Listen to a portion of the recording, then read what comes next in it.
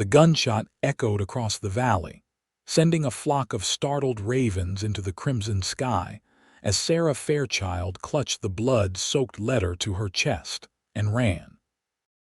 The year was 1876, and she had just witnessed something no woman should ever see, least of all the daughter of a respected Boston judge. Now, with nothing but the clothes on her back and a small satchel containing what remained of her former life, Sarah found herself stepping off the dusty stagecoach into the unknown territory of Oro Grande, New Mexico. The small mining town was nothing like the refined streets of Boston. The main thoroughfare was lined with weathered wooden buildings, their facades bleached by the relentless southwestern sun. Men with dirt-creased faces and women with tired eyes barely glanced at the newcomer. That was precisely what Sarah wanted: anonymity. "First time in Oro Grande, miss?" the stagecoach driver asked as he handed down her worn leather satchel. "Yes," Sarah replied, adjusting her plain bonnet to shield her face. The less anyone knew about her, the better. "Is there somewhere a woman might find respectable lodging and perhaps employment?" The driver scratched his graying beard. "Mrs. Holloway runs a boarding house for ladies at the end of Pine Street. As for work, well, the Silver Dollar Saloon's always hiring, but a refined lady such as yourself might prefer the general store or perhaps the schoolhouse. They've been without a teacher since Miss Jenkins eloped last month." Sarah thanked him with a nod and started down the dusty street. Her high-button boots, once fashionable in Boston parlors, were already coated in a fine layer of New Mexico dust. She had exchanged her silk gowns for simpler cotton dresses before fleeing, but she still felt conspicuously out of place.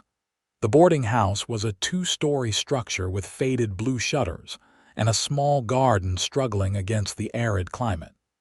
Mrs. Holloway, a stout woman with graying hair pulled into a severe bun, looked Sarah up and down with shrewd eyes. "Where are you from, girl?" she asked, not unkindly but with unmistakable suspicion. "Pennsylvania," Sarah lied smoothly, having practiced her story during the long journey west. "My parents passed in a fever epidemic. I thought a fresh start might be best."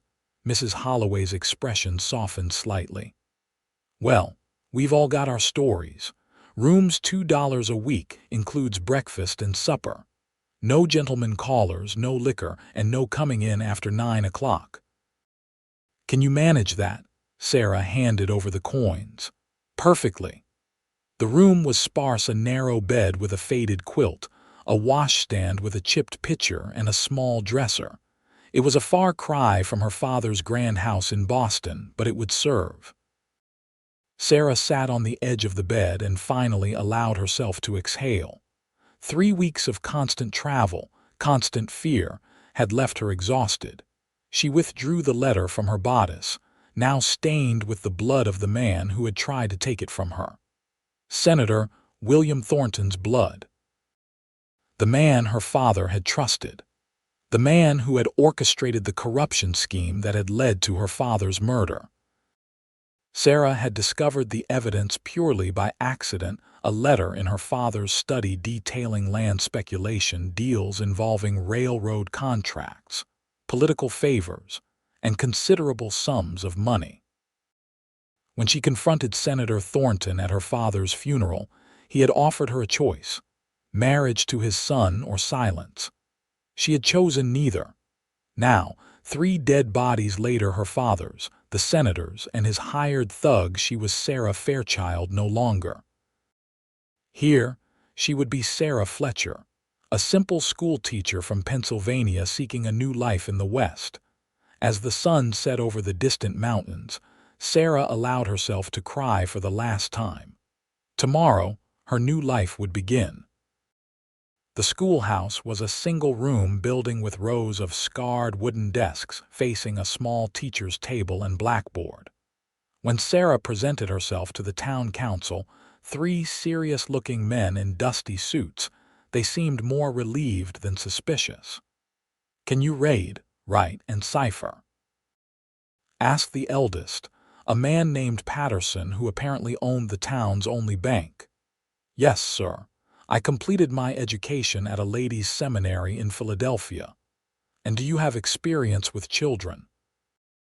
I tutored younger students and my cousins, Sarah replied, folding her hands primly in her lap.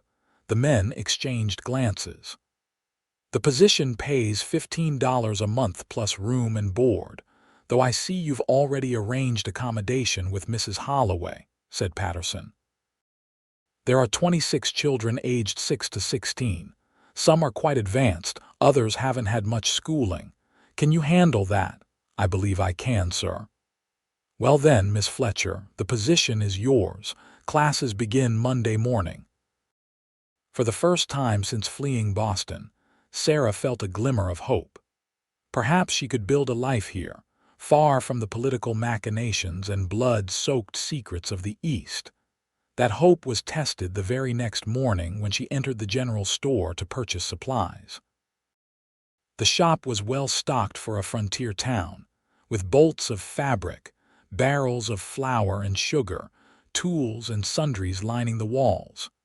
Sarah was examining a slate and chalk when the bell over the door jangled. "Mornin', Williams. Got that order of fence posts in yet?" The voice was deep, with a slight drawl that marked it as neither fully Eastern nor Western. "Just came in yesterday, Reid. They're out back." Sarah turned slightly to see a tall man in a dusty leather vest over a faded blue shirt. His dark hair fell in waves to his collar, and a well-worn Stetson was pushed back on his head. A gun belt hung low on his hips, the worn grip of a Colt revolver visible. He was younger than she had expected, perhaps 30, with features that might have been carved from the surrounding mesas, all angles and planes tanned by the sun.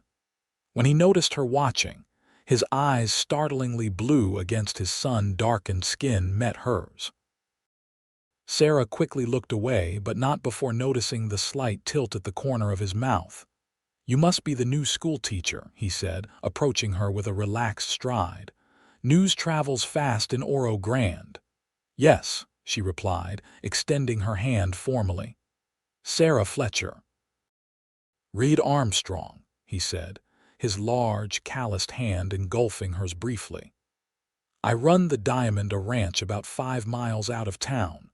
Got 3 young hellions who'll be in your classroom come Monday."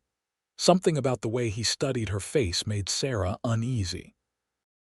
It wasn't the appreciative glance men often gave a young woman, it was more assessing, as though he was trying to see beneath her carefully constructed facade.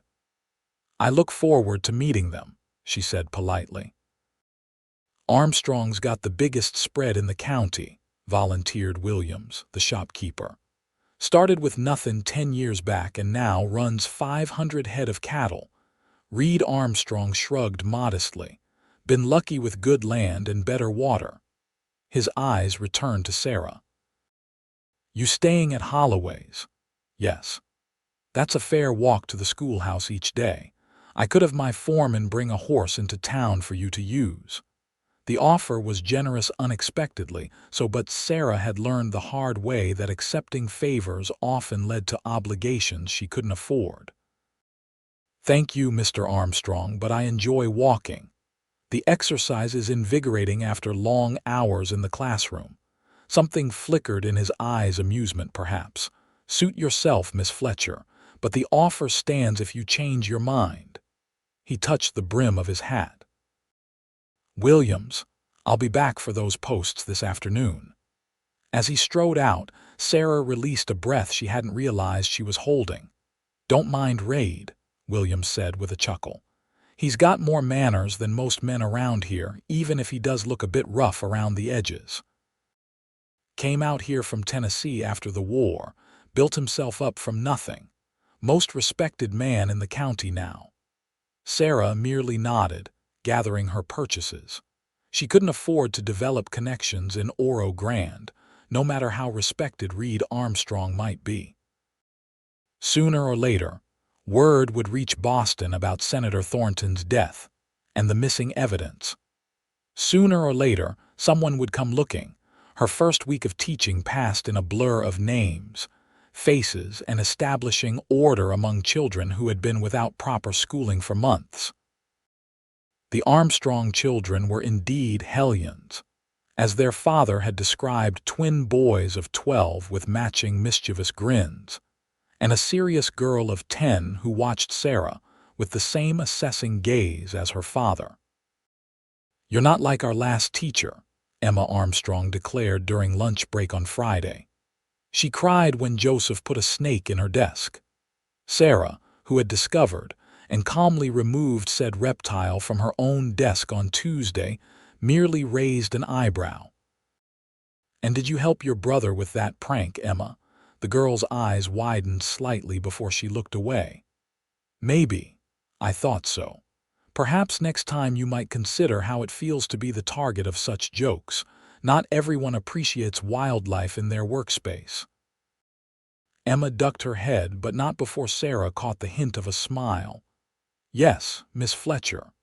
By the end of her second week, Sarah had settled into a routine.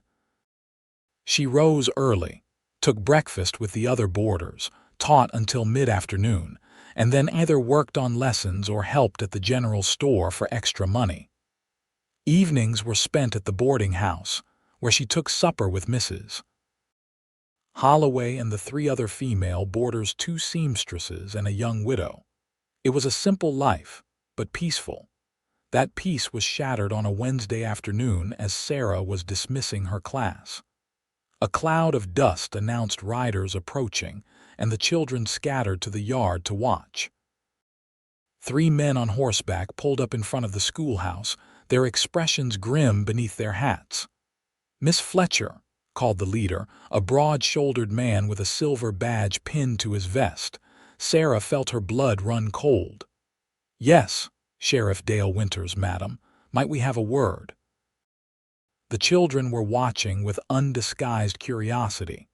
"Of course," Sarah said, forcing her voice to remain steady. "Children, you're dismissed. I'll see you tomorrow." As the children reluctantly dispersed, Sarah led the sheriff and his deputies into the schoolhouse. Her mind raced. Had they traced her already? Were they here to arrest her for Senator Thornton's death? "What can I do for you, Sheriff?" she asked, standing behind her desk as though it might shield her. Sheriff Winters removed his hat, revealing graying hair. "Just routine questions, madam. We like to keep track of newcomers to our county. Your references from Pennsylvania checked out, but we've had some trouble with outlaws using fake papers lately." Relief washed over her. Her carefully crafted background had held. She had paid a considerable sum to a document forger in Denver to create a teaching certificate and reference letters. "I understand," she said. "What would you like to know?" The questioning seemed routine. Her background, her reasons for coming west, her training as a teacher. Sarah answered smoothly, sticking to the story she had rehearsed countless times. "Well, everything seems in order," the sheriff finally said. "Just one more thing. We got a telegraph from Santa Fe yesterday. They're circulating a description of a woman wanted for questioning in connection with a murder back east. Boston, I believe." Sarah's hands tightened on the edge of the desk, but she kept her expression neutral. "How awful. What was the description?" "Young woman, early 20s, dark blonde hair, green eyes." The sheriff studied her face. "About your height." "That could describe half the young women in the country," Sarah said with a light laugh that she hoped didn't sound as forced as it felt. "I hope you find her, though." "Murder is a terrible thing." Sheriff Winters nodded slowly. "That it is, madam. Well, we won't take up any more of your time. Welcome to Oro Grande." As they left, Sarah sank into her chair, her legs suddenly too weak to support her. They were looking for her. It was only a matter of time before a more detailed description arrived, possibly even her name. She would need to move on soon, find another small town where no one would think to look.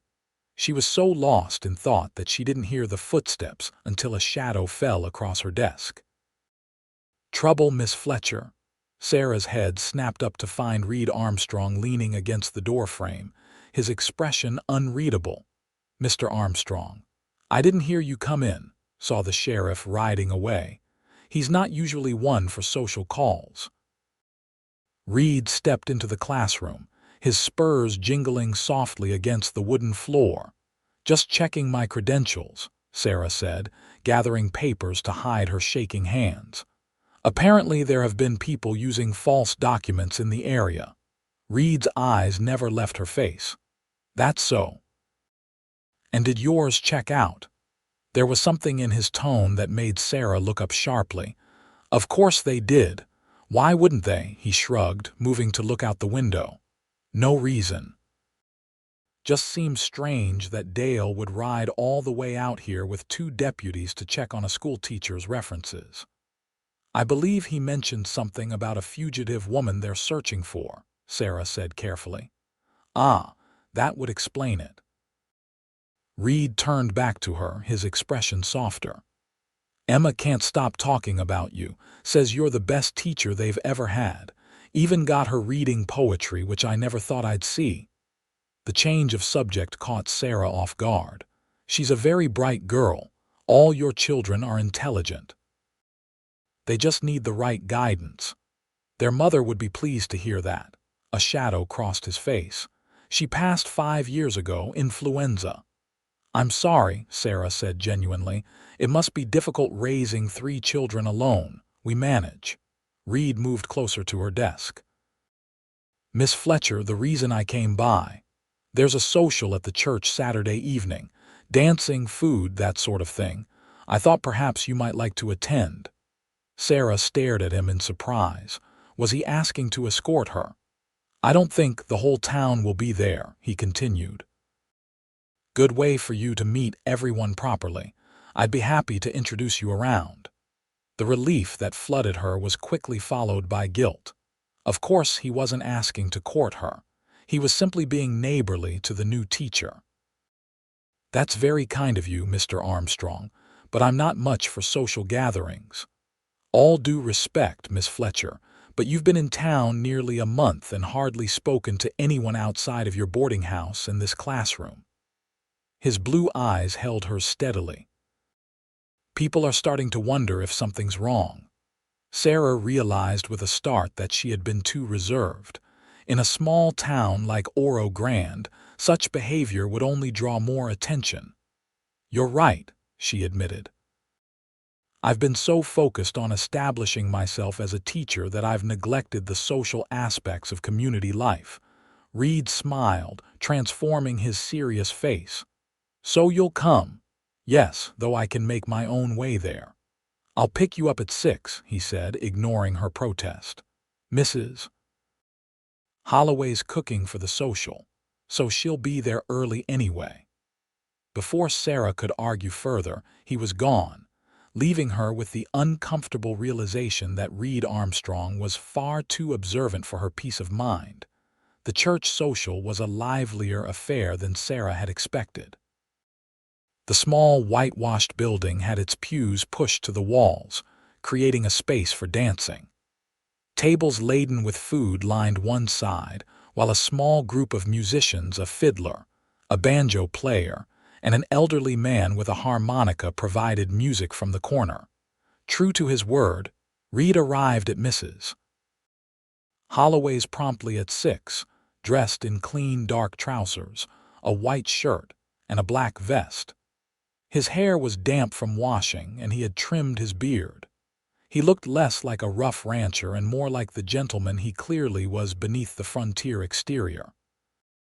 Sarah had debated what to wear before settling on her second-best dress, a sage green cotton with modest lace at the collar and cuffs. She had left her hair simply styled, pinned up at the back with a few soft curls framing her face. "You look lovely, Miss Fletcher," Reid said when Mrs. Holloway's assistant showed her into the parlor. "Thank you, Mr. Armstrong," she replied, accepting his offered arm. "You clean up rather well yourself." The ride to the church in Reid's wagon was surprisingly comfortable. He asked about her teaching, told stories about his children, and pointed out various landmarks and residents' homes as they passed. It was the longest conversation Sarah had allowed herself since arriving in Oro Grande, and she found herself enjoying his company despite her reservations. At the church, Reid stayed true to his promise, introducing her to what seemed like every resident of the town and surrounding ranches. Sarah smiled and nodded, trying to remember names and connections, all while maintaining the pleasant but somewhat reserved demeanor she had cultivated as part of her new identity. "Miss Fletcher, you simply must try Mrs. Peterson's apple pie," declared Lydia Barnes, the mayor's wife, after pulling Sarah into a circle of women. "It's renowned throughout the territory. And while you're at it, stay away from Mrs. Winter's corn pudding," whispered a plump woman with rosy cheeks. "The sheriff's a brave man in many ways, but even he won't touch his wife's cooking." The women laughed, and Sarah found herself laughing along, her guard lowering slightly in the warm atmosphere. As the evening progressed, Sarah watched Reid Armstrong moving through the crowd. He seemed to know everyone, exchanging handshakes with the men and courteous nods with the women. Several young ladies clearly sought his attention, but he maintained a friendly yet distant manner with them. "He's been alone too long," said a voice beside Sarah, and she turned to find an elderly woman watching Reid with the same assessing gaze. 5 years since Caroline passed, and not so much as a proper courtship since. "I'm sorry, Reid Armstrong," the woman clarified. "I'm his aunt, Harriet Armstrong. I helped raise him after his parents died in the war, and now I help with his children." She turned shrewd eyes to Sarah. "He speaks very highly of you, Miss Fletcher." "I've only just met Mr. Armstrong," Sarah protested. "We're barely acquaintances." Harriet's knowing smile made Sarah wonder exactly what Reid had said about her. "Well, he's asked you to dance 3 times tonight, and he hasn't danced since Caroline's funeral. Make of that what you will." Before Sarah could respond, the subject of their conversation appeared beside them. "Aunt Harriet, are you monopolizing Miss Fletcher? The rest of us would like a chance at her company too." "I was just leaving," Harriet said with a wink at Sarah. "These old bones need rest. Don't keep her out too late, Reid. Respectable women need their sleep." Reid shook his head as his aunt departed. "Don't mind her. She's been trying to marry me off again since the twins turned 10. "She seems to care a great deal about you," Sarah said. "She does." Reid's expression softened. "She stepped in when my parents died, raised me like her own. Now she does the same for my children." He extended his hand. "One more dance before I take you home." The music had slowed to a waltz, and couples moved around the small space in close proximity. Sarah hesitated. Dancing with Reid Armstrong for a 4th time would certainly set tongues wagging, but refusing would be equally noticeable. "One more," she agreed, placing her hand in his. Reid led her to the floor, his hand warm at her waist as they joined the other dancers.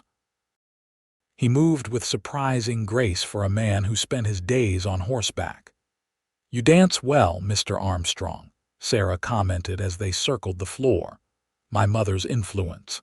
She was from Charleston originally. Insisted I learn all the social graces, even after we moved west." His blue eyes studied her face. "You're quite accomplished yourself, more than one might expect from a small-town Pennsylvania teacher." The implied question made Sarah's heart race. "My father believed in a well-rounded education," she said carefully. "Did he now?" Reid's hand tightened slightly at her waist. "And what else did your father believe in, Miss Fletcher?" Before Sarah could formulate a response, the music ended.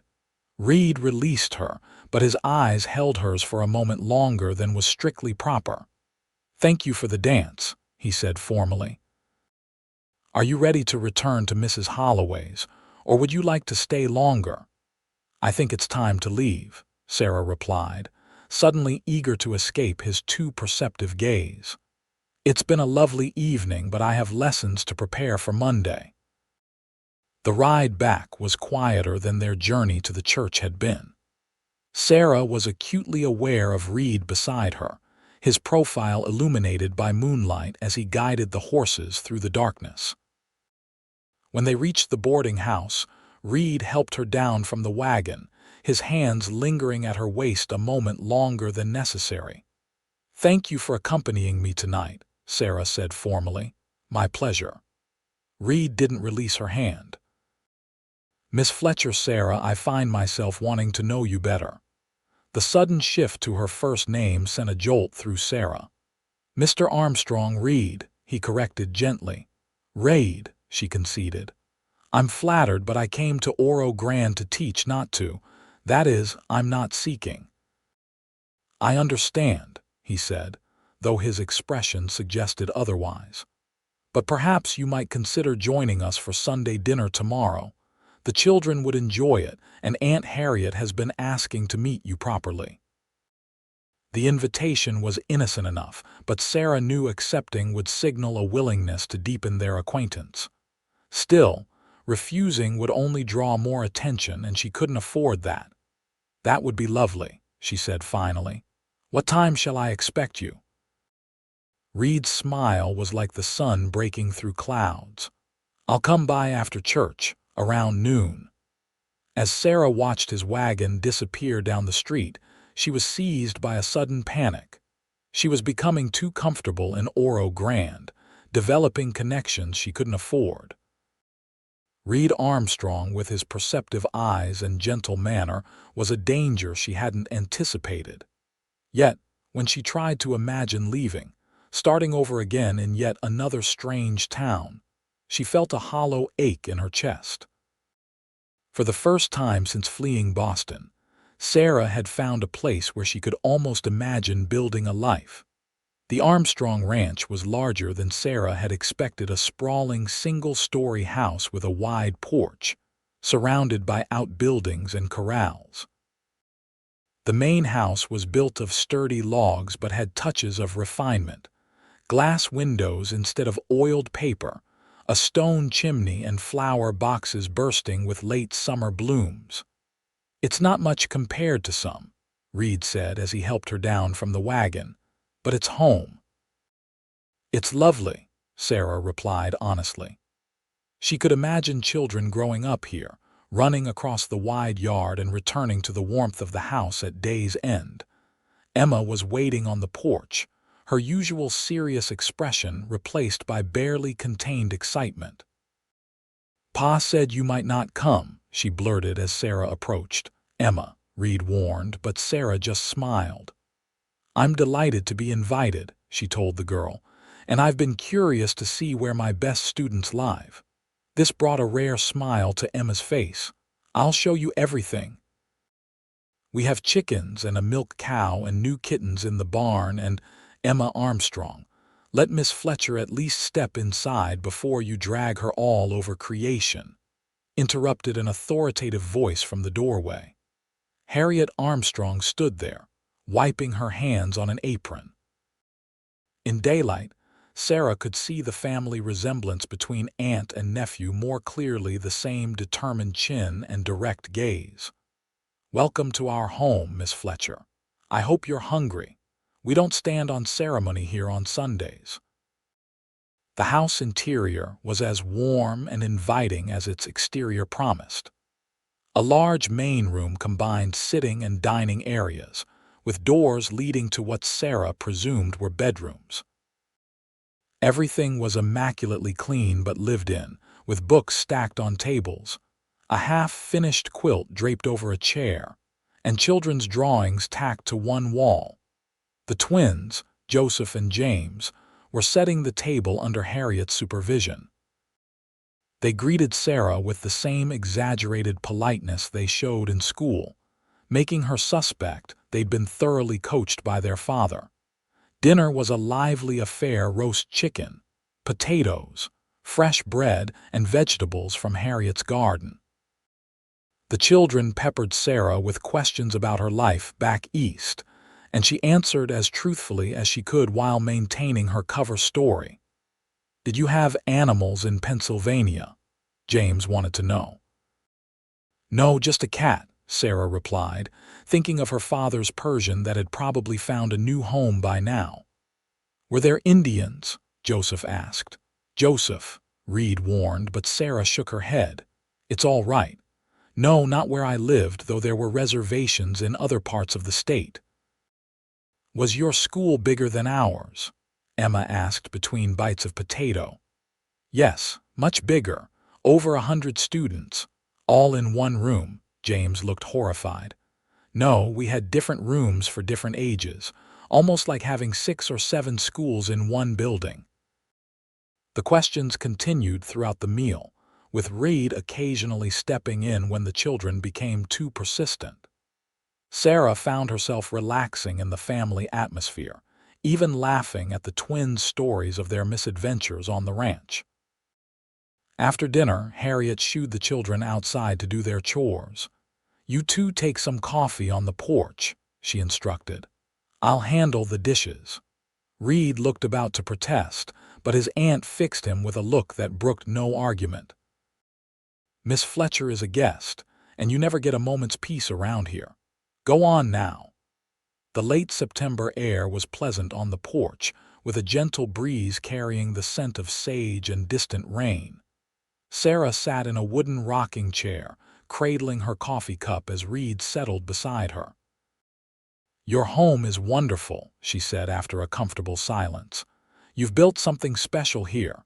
"It wasn't easy," Reid admitted. "When Caroline and I first came, this was just open range with a one-room cabin. We worked side by side building everything you see."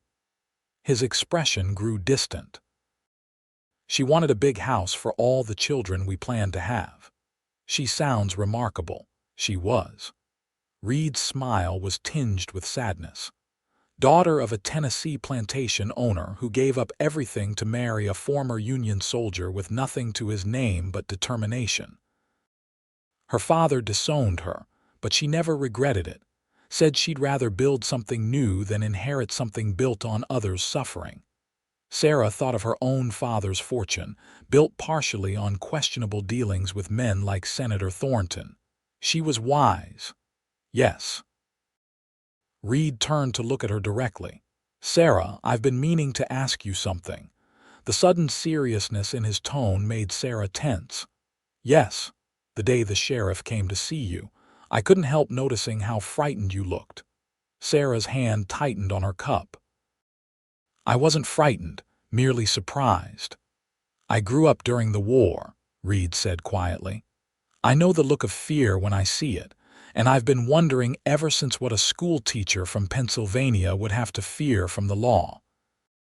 The moment stretched between them, fraught with unspoken questions. Sarah knew she should make an excuse, change the subject, but something in Reid's steady gaze made her hesitate. "We all have pasts we'd rather not discuss," she finally said. "Even you, I imagine." Reid's eyes never left her face. "True enough. But most pasts don't bring the kind of fear I saw in you that day." Before Sarah could respond, Emma came running around the corner of the house. "Miss Fletcher, come see the new kittens." Relieved by the interruption, Sarah set down her coffee. "I'd love to." As she followed the excited girl toward the barn, she felt Reid's gaze following her. He was getting too close to the truth, and that made him dangerous. Yet as she spent the afternoon with his family admiring kittens, inspecting Emma's vegetable garden, listening to the twins demonstrate their skill with rope tricks, Sarah found herself wishing things could be different. When it was time to leave, Reid drove her back to town himself. As they traveled, the sun began to set, painting the desert landscape in shades of gold and rose. "I had a wonderful time today," Sarah said, breaking the silence that had fallen between them. "Thank you for inviting me."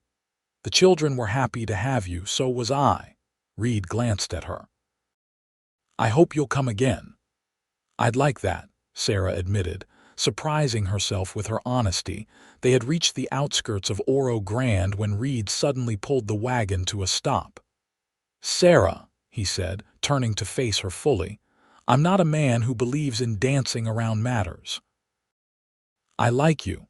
I think you might like me too, despite your efforts not to." Sarah stared at him, caught off guard by his directness. "Reid, I'm not asking for explanations about your past. We've all got things we'd rather leave behind. But I want you to know that whatever you're running from, you don't have to face it alone." His words struck her like a physical blow. How had he seen through her so easily? "You don't know what you're saying," she managed. "You don't know me. I know enough." Reid's hand covered hers where it rested on the seat between them. "I know you're kind to children who test your patience daily. I know you stay up late grading papers and still find time to help old Mrs. Williams with her reading at the general store. I know you send part of your salary to an orphanage in Santa Fe because Emma mentioned how you told her class about the children there." Sarah was speechless. She hadn't realized he had been watching her so closely. "Whatever brought you to Oro Grande doesn't change who you are now," Reid continued. "And I'd like the chance to know that person better, if you'll let me." The sincerity in his blue eyes made something deep within Sarah ache. For a moment, she allowed herself to imagine what it might be like to trust someone again, to share her burden. "Your future starts right here with me, Sarah," Reid said softly. "If you wanted to." The words hung in the air between them, an offering and a promise. Sarah looked away toward the setting sun. "It's not that simple." "Few worthwhile things are," Reid replied. "I'm not asking for promises, just a chance." When she didn't immediately refuse, he smiled and picked up the reins again. They completed the journey to Mrs.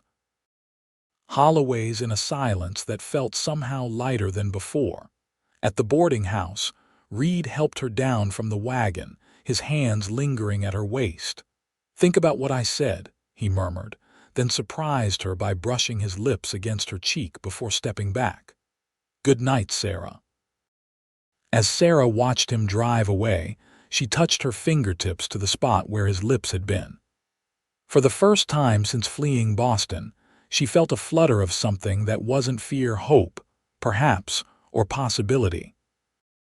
That night, Sarah lay awake long after the other boarders had fallen asleep, Reid's words echoing in her mind.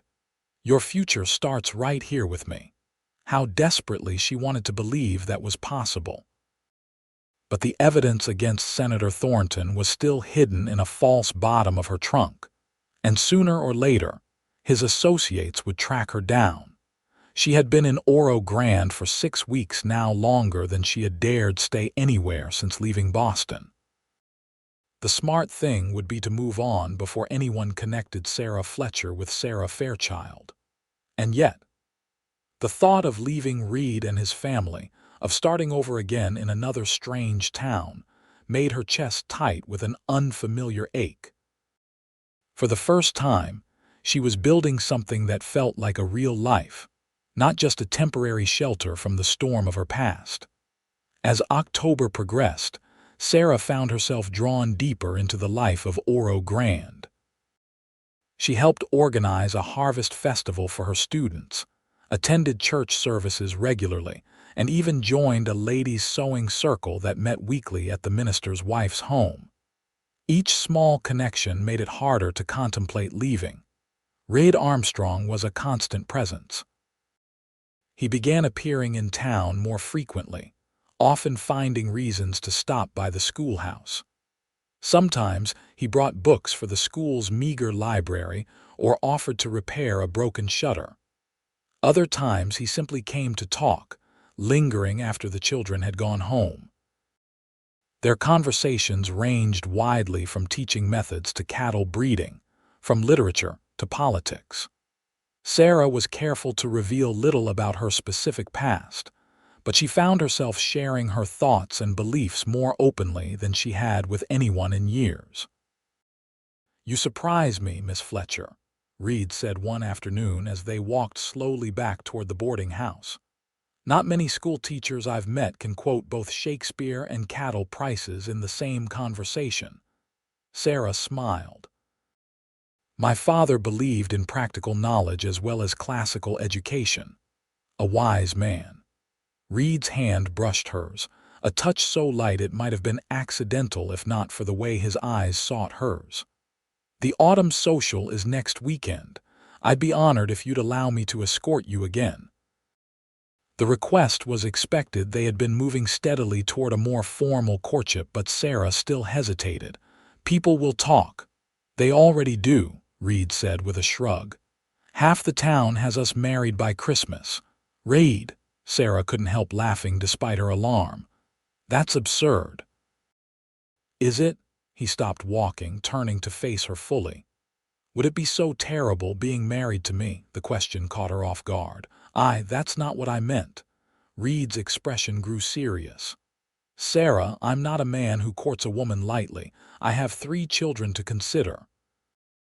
If we continue like this, people will expect certain developments.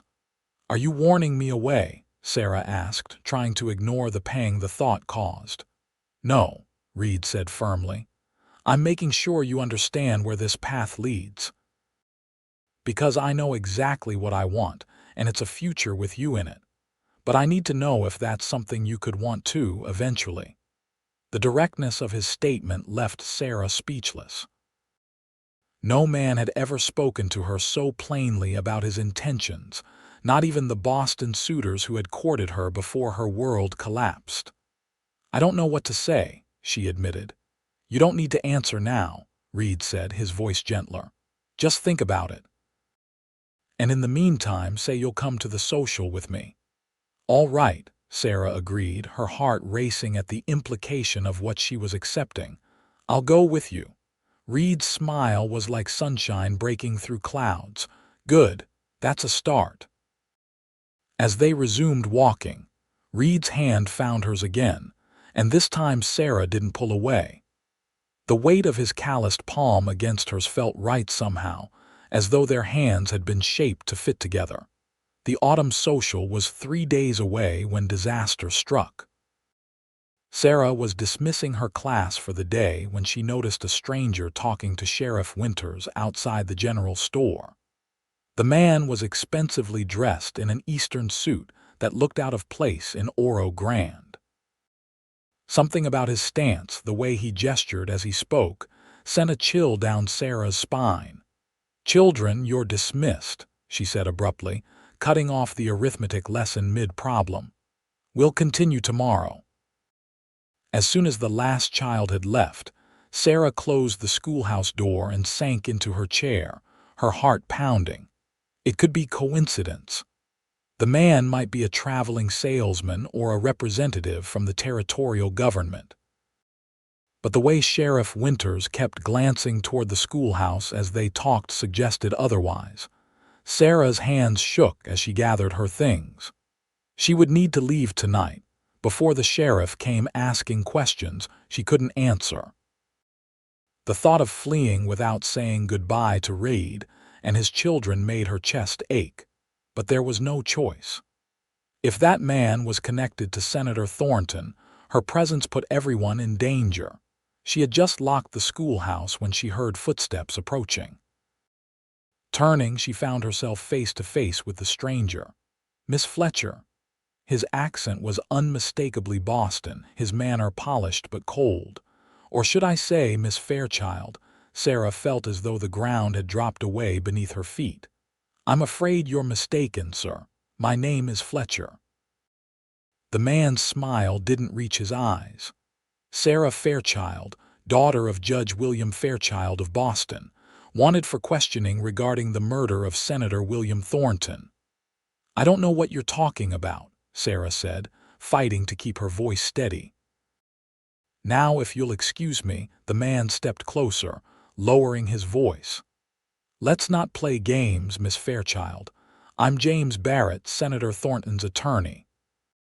I know you took certain documents from your father's study after his death. documents that implicate several prominent men in business dealings they'd prefer to keep private. Even if I were this Sarah Fairchild, which I'm not, what would such documents have to do with a senator's murder? Sarah countered, desperate to maintain her facade. Barrett's eyes narrowed. The senator's son believes you killed his father when he confronted you about the stolen papers. The Boston police are quite interested in speaking with you. This is absurd, Sarah said, attempting to step around him. I'm a schoolteacher from Pennsylvania. I've never been to Boston. Barrett caught her arm, his grip painfully tight. I've spent 2 months tracking you across half the country, Miss Fairchild. I'm not leaving without those documents. Give them to me now, and perhaps we can arrange for the murder charges to be reconsidered. Take your hand off me, Sarah hissed, suddenly furious rather than frightened. Or I'll scream, and then you can explain to the entire town why you're accosting their schoolteacher. For a moment, Barrett's grip tightened. Then, with a cold smile, he released her. Very well. We'll do this the official way. I've already spoken with the sheriff. He'll be coming to search your room at the boarding house within the hour. When he finds the documents and your true identity, you'll be arrested and returned to Boston for trial. Sarah managed to maintain her composure until Barrett had walked away. Then she leaned against the schoolhouse wall, fighting back tears of panic. There was no time to waste. She needed to retrieve the evidence from her room and flee before the sheriff arrived. But as she hurried toward the boarding house, a terrible realization dawned. Even if she escaped Oro Grande tonight, Barrett would simply continue tracking her. She would spend the rest of her life running, always looking over her shoulder, never able to build a real life anywhere. Unless she could prove her innocence. The thought stopped her in her tracks. The documents she had taken from her father's study didn't just implicate Senator Thornton in corrupt land deals. They named his co-conspirators, including his son, Richard Thornton, who had far more to gain from the senator's death than Sarah ever could. If she could get those papers to an honest federal marshal or judge, perhaps she could clear her name. But where would she find someone she could trust with something so explosive? Miss Fletcher, is everything all right? Sarah whirled to find Emma Armstrong watching her with concerned eyes, a package from the general store clutched in her small hands. Emma, Sarah said, forcing a smile. Yes, I'm fine, just thinking about school matters. The girl tilted her head, clearly unconvinced. Pa says when grown-ups say they're fine like that, it usually means they're not fine at all.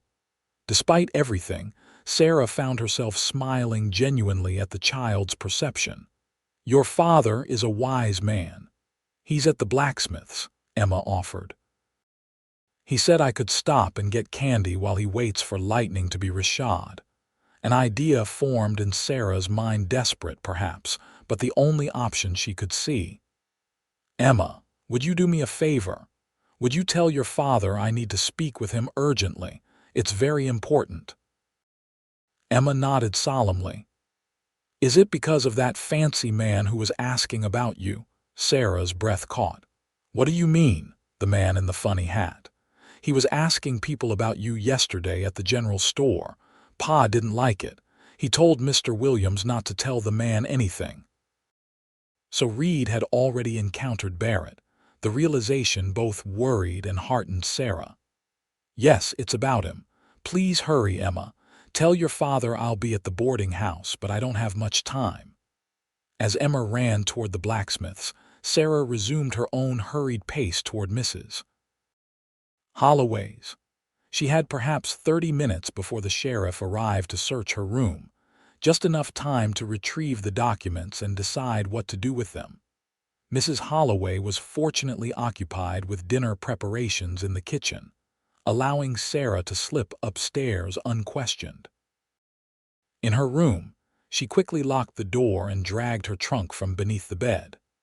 The false bottom was cleverly designed. Her father had used it to transport sensitive legal documents during his career. It took Sarah less than a minute to extract the hidden papers, and the letter stained with Senator Thornton's blood. She was just closing the trunk when a soft knock came at her door. "Sarah, it's Reid." Relief flooded through her as she unlocked the door. Reid stepped inside quickly, his expression grave. "Emma said you needed to see me urgently. What's happened?" Sarah closed the door behind him, painfully aware this might be the last time they were together. "I haven't been honest with you, Reid, about who I am or why I came to Oro Grande." "I know," he said simply. His calm acceptance startled her. "You know, not the details," Reid clarified. "But I've known you were running from something since the day we met. The question is, what are you running from and why has it caught up to you now?" Sarah took a deep breath and did something she hadn't done since fleeing Boston. She told the truth. The words poured out of her. Her father's position as a judge, his mysterious death ruled a suicide, her discovery of evidence implicating Senator Thornton and others in corruption, the senator's attempt to silence her, his death during their struggle, and her flight west with the damning documents. Through it all, Reid listened without interruption, his expression shifting from surprise to concern to anger, not at her, she realized, but on her behalf. "They're framing you for a murder you didn't commit," he said when she had finished, "to protect themselves and their schemes." "Yes," Sarah whispered, relief washing through her at being understood. "And now Senator Thornton's lawyer is here, and he's convinced the sheriff to search my room. When they find out who I really am, they'll arrest you and send you back east to stand trial," Reid finished. "Where these powerful men will ensure you never get the chance to tell your story." "Exactly." Sarah handed him the papers. "These prove everything I've told you. The land speculation, the bribes to government officials, all of it. And this letter," she indicated the blood-stained page, "has the senator's handwriting confirming his son's involvement. Richard Thornton had far more reason to want his father dead than I ever did." Reid examined the documents with a frown. "This is serious, Sarah. These men won't stop coming after you as long as you have these papers." "I know." Sarah's voice broke. "I have to leave Oro Grande tonight. I couldn't go without explaining, without saying goodbye." "No." Reid's voice was firm. "Running isn't the answer. We need to get these documents to someone with the authority to act on them, someone beyond the reach of these Boston men." "But who?" Sarah asked desperately. "I don't know who I can trust." Reid's expression cleared suddenly. "Judge Harlan Morris. He rides circuit through New Mexico territory. He's known for his integrity, completely incorruptible. He's due in Silver City next week for the fall court session." "Silver City is 3 days' ride from here," Sarah said, hope warring with practicality. "The sheriff will search my room within the hour." "Then we need to make sure you and these documents aren't here when he does." Reid took her hands in his. "Sarah, do you trust me?" The question shouldn't have been difficult. Sarah had spent months trusting no one, suspecting everyone. Yet looking into Reid's earnest blue eyes, she found her answer without hesitation. "Yes," she said simply. "I trust you. Then here's what we'll do." Night had fallen by the time Sarah crept from the back of Mrs. Holloway's boarding house. She wore her plainest dress and carried only a small satchel containing essentials and the incriminating documents. According to Reid's plan, she would make her way to the livery stable, where he would be waiting with horses. The streets of Oro Grande were quiet, with most residents at home for supper. Sarah kept to the shadows, her heart pounding with each step. She was halfway to the livery when a figure stepped out of an alleyway, blocking her path. "Going somewhere, Miss Fairchild?" James Barrett's voice was cold in the darkness. Sarah froze, clutching her satchel tighter. "Mr. Barrett, I was just taking an evening walk." "With your belongings," Barrett gestured to her bag. "I think not. The sheriff is searching your room as we speak. When he finds it empty, he'll issue a warrant for your arrest. Unless, of course, you hand over those documents now." "I don't have them," Sarah said, backing away slowly. Barrett advanced on her. "Don't lie to me. Those papers are worth a fortune to the right people. Give them to me, and I might be persuaded to tell the authorities you died in an unfortunate accident. You could disappear, start fresh somewhere far away. So you can protect Richard Thornton." Sarah's fear was giving way to anger. "He killed his father, not me. That's your claim. But who would believe a woman who fled the scene of a murder? A woman who stole valuable documents? A woman who has been living under a false identity for months?" Barrett's smile was cruel. "No, Miss Fairchild, your credibility is rather thoroughly destroyed." "Then why are you so desperate to silence me?" Sarah countered, continuing to back away. If she could just reach the corner, she might be able to run for the livery. Barrett's hand moved to his coat, and Sarah glimpsed the gleam of a pistol. "I've wasted enough time on pleasantries. The documents, Miss Fairchild. Now." "I believe the lady said she doesn't have them." Reid's voice came from behind Barrett, steady and dangerous. The lawyer whirled to find himself facing Reid's Colt revolver. "This doesn't concern you, Armstrong," Barrett snapped. "This woman is a fugitive from justice." "That remains to be seen," Reid replied calmly. "But threatening a woman with a gun on the streets of my town definitely concerns me. Step away from her." Barrett's hand tightened on his own weapon. "You're making a serious mistake. There are powerful men behind me who won't take kindly to interference. And there's a bullet in front of you that doesn't much care about your powerful friends." Reid's voice remained even, but Sarah saw his finger tighten on the trigger. "Last chance, Barrett. Step away." For a moment, the tableau held Barrett's face contorted with rage, Reid's expression cold as stone, Sarah scarcely daring to breathe. Then, slowly, Barrett raised his hands. "This isn't over," he warned. "You've just made yourself an enemy of some very influential people, Armstrong." "Wouldn't be the first time," Reid replied. "Now drop your gun and kick it away." Barrett complied, his movements stiff with fury. The pistol clattered to the dirt street. "Sarah," Reid said without taking his eyes from Barrett, "get the horses. They're saddled and waiting at the livery." "You won't get far," Barrett called as Sarah hurried away. "The sheriff will have telegrams sent to every town within 100 miles by morning." "Probably," Reid agreed, "but we'll have a good head start." Sarah reached the livery to find 3 horses saddled and ready, Reid's big bay gelding, a smaller mare for her, and a pack horse loaded with supplies.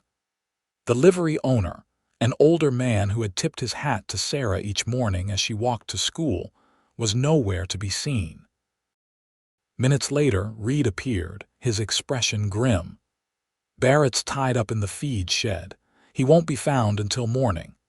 The sheriff is still at the boarding house, arguing with Mrs. Holloway. She's quite indignant about him searching her establishment without proper papers." Reid's brief smile faded quickly. "We need to ride hard tonight. With luck, we'll reach Miller's Creek by dawn. There's an old friend there who'll help us." As they mounted, Sarah looked back at the town that had briefly been her home. "What about your children, your ranch?" "Aunt Harriet will look after the children. As for the ranch," Reid's jaw tightened. "Some things are more important than cattle and land, Sarah. Some things are worth risking everything for." The intensity in his voice made Sarah's throat tight with emotion. "I never meant for any of this to happen. To involve you, to put you in danger. I'm involved because I want to be," Reid interrupted firmly. "Because what's happening to you is wrong and I can't stand by and watch it happen. Now come on. We've got a long ride ahead." As they rode out of Oro Grande, Sarah felt a curious mixture of fear and exhilaration. For months she had been alone, carrying the burden of her secret and her father's legacy. Now, for better or worse, she had an ally, someone who believed in her innocence and was willing to risk everything to help prove it. They rode through the night, following trails only Reid knew, avoiding the main roads where they might be spotted. Sarah, who had learned to ride as a girl but had little experience with long journeys, found muscles aching that she hadn't known existed. Yet she pressed on without complaint, drawing strength from Reid's steady presence beside her. Dawn was breaking when they crested a hill to see a small creek winding through a valley below. A cluster of buildings barely enough to call a town nestled against the base of the opposite slope. "Miller's Creek," Reid announced, his voice hoarse from the dusty night ride. "Nathaniel Miller settled here 30 years ago. Place never grew much, but the people are good. My friend Jacob Weber runs the trading post. He served with me during the war, man I'd trust with my life." The trading post was a low adobe building at the edge of the tiny settlement. As they approached, a tall man with a graying beard emerged, a shotgun held casually but ready. "That's far enough," he called.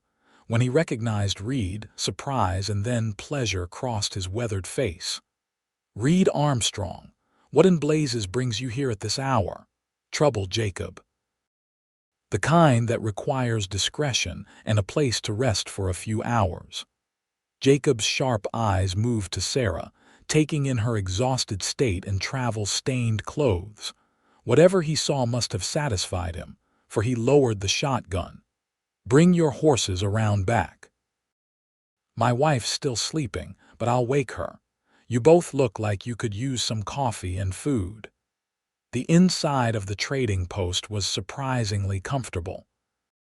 While the front held goods for sale, tools, dry goods, ammunition, and sundries, the back contained the Webers' living quarters, neat and homey with handmade furniture and colorful woven blankets.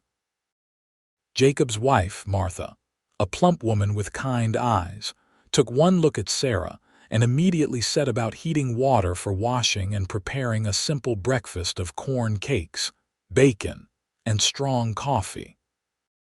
She asked no questions, merely sharing a look with her husband that suggested this wasn't the first time he had brought troubled friends to their door.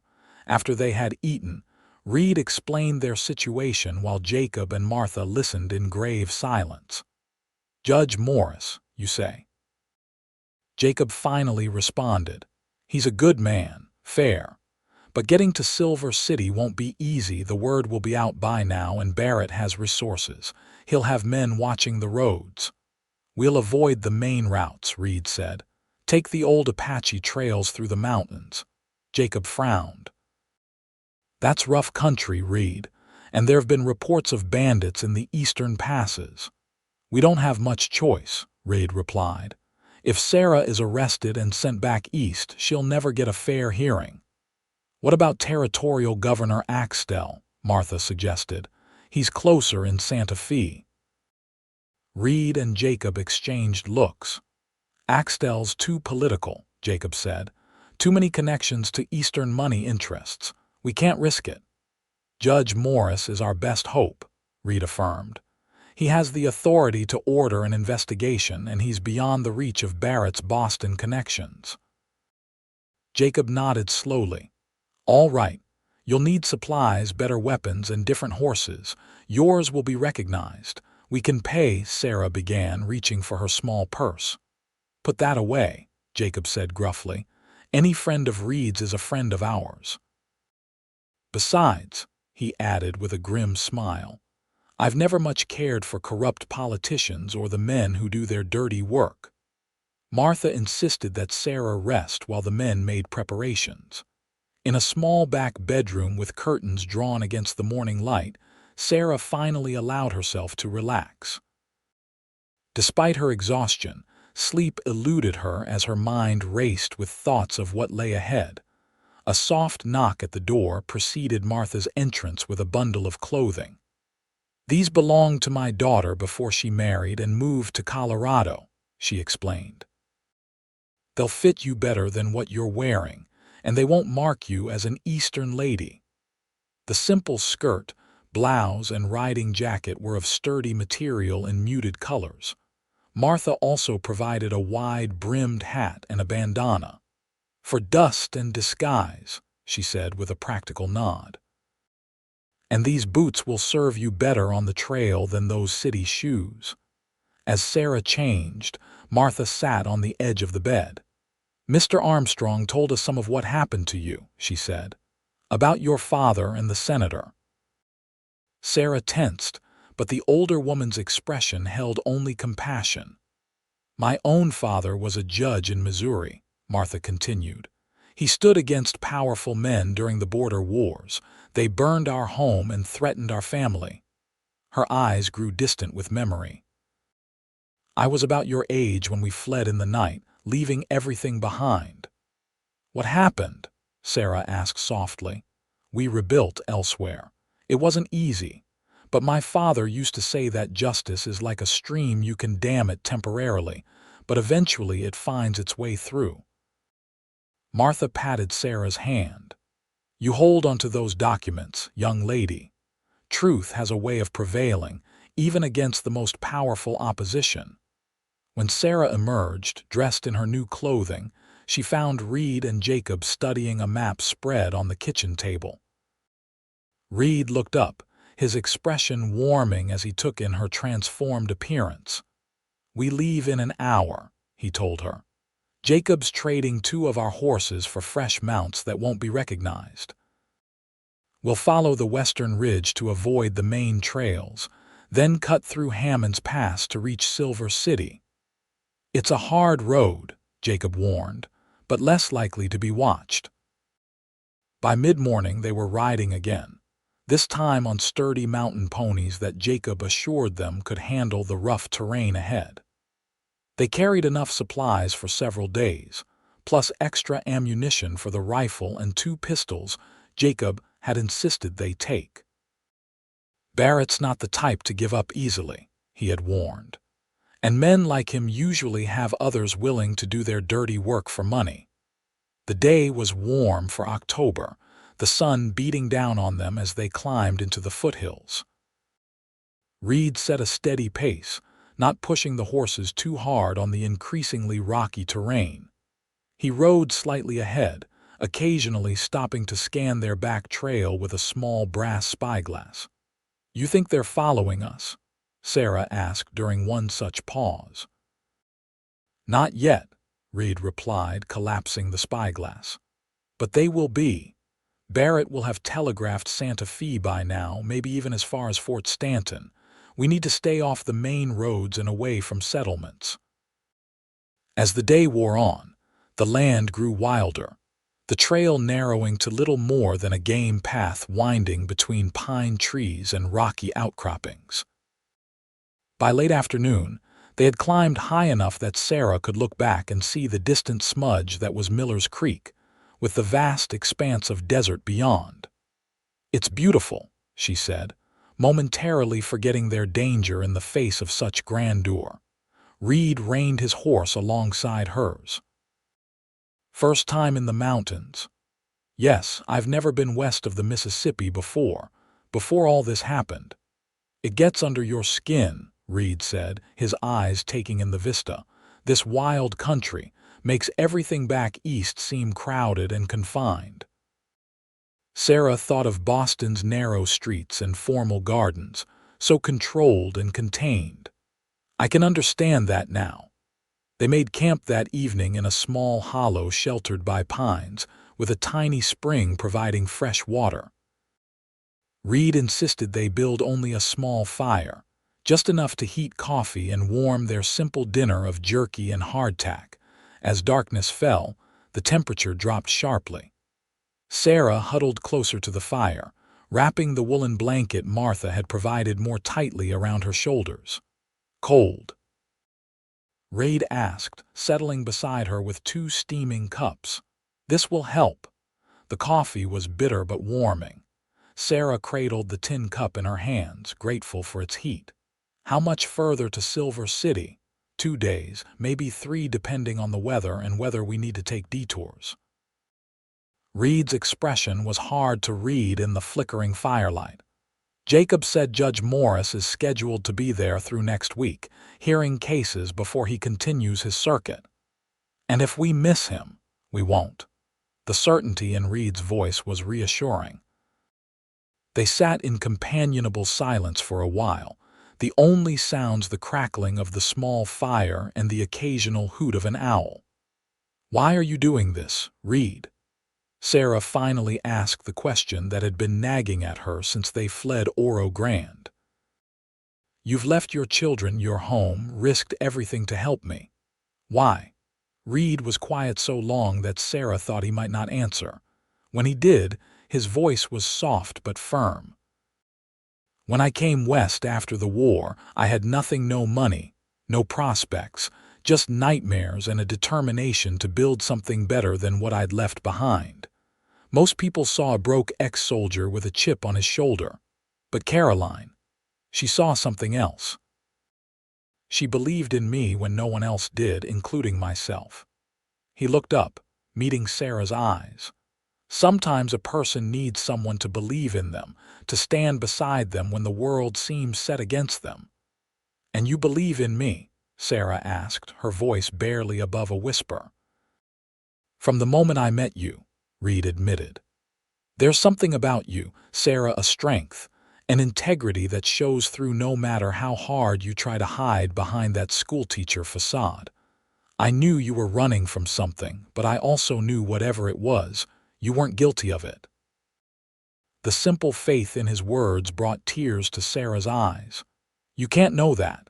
"I can," Reid insisted. "I've seen enough of human nature, the best and worst of it, to recognize the truth when I see it. You're not a murderer, Sarah Fairchild. You're a woman trying to honor her father's memory and bring his killers to justice. And I won't let you face that alone." Sarah couldn't speak past the lump in her throat. Instead, she reached out and placed her hand over his where it rested on his knee.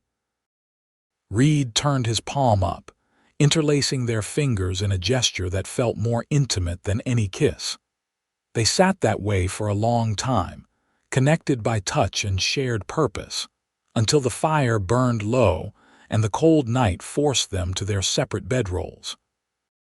Morning brought clouds and a bitter wind that cut through Sarah's clothing despite the layers. They broke camp quickly, Reid's expression growing more concerned as he studied the darkening sky. "Storm coming," he said tersely. "We need to make it to Hammond's Pass before it hits, or we'll be stuck on this side of the mountains for days." They rode hard all morning, the trail growing steeper and more treacherous. By noon, the first snowflakes were beginning to fall, small icy specks that stung Sarah's cheeks and clung to her eyelashes. Her fingers, despite gloves, were numb with cold. "How much farther to the pass?" she called to Reid, her voice nearly lost in the rising wind. 3 hours, maybe 4, he answered, looking back with worry evident in his face. "Can you keep going?" Sarah nodded, though in truth she had never been so cold or tired in her life.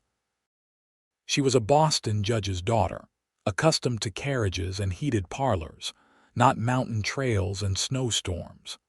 But the alternative, returning to face Barrett and his allies, was unthinkable.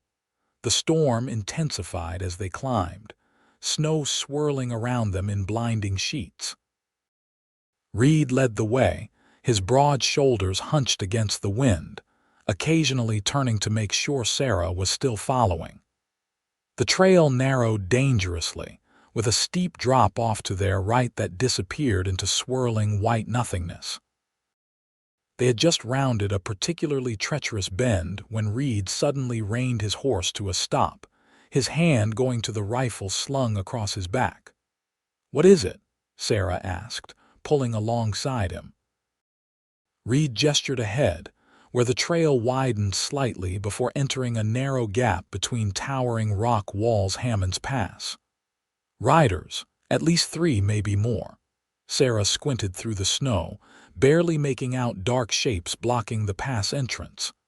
Barrett's men, probably. Reid's expression was grim.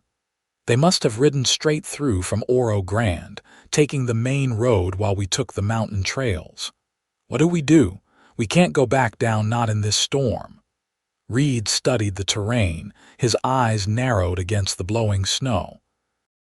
There's a hunter's cabin about half a mile back and up that side trail we passed. If we can reach it before this storm gets worse, we can wait them out. And if they find us there, Reid's hand tightened on his rifle, then we'll deal with that when it happens. The side trail was little more than a deer path, winding up through dense pines that provided some shelter from the storm. The cabin, when they finally reached it, was scarcely more than a shack, a single room built of rough logs with a stone chimney, and a door that hung slightly askew on leather hinges. Inside was basic but dry. A crude bedstead covered with old furs, a table and single chair, a small fireplace, and shelves holding a few dusty supplies left by previous occupants. "Trapper's cabin," Reid explained as he helped Sarah dismount. Her legs were so stiff with cold she could barely stand. "Used seasonally. We'll bring the horses in behind it. There's a lean-to that will give them some shelter." While Reid tended to the horses, Sarah fumbled with frozen fingers to start a fire. By the time he returned, she had a small blaze going, the warmth beginning to penetrate the cabin's chill interior. "You're shivering," Reid observed with concern, dropping their saddlebags and supplies by the door. "Get closer to the fire. I'll see if there's anything useful here." The cabin's meager provisions yielded some dried beans, a small sack of coffee that had seen better days, and half a bottle of whiskey. Reid added the beans to a pot of melting snow and set it on a hook over the fire.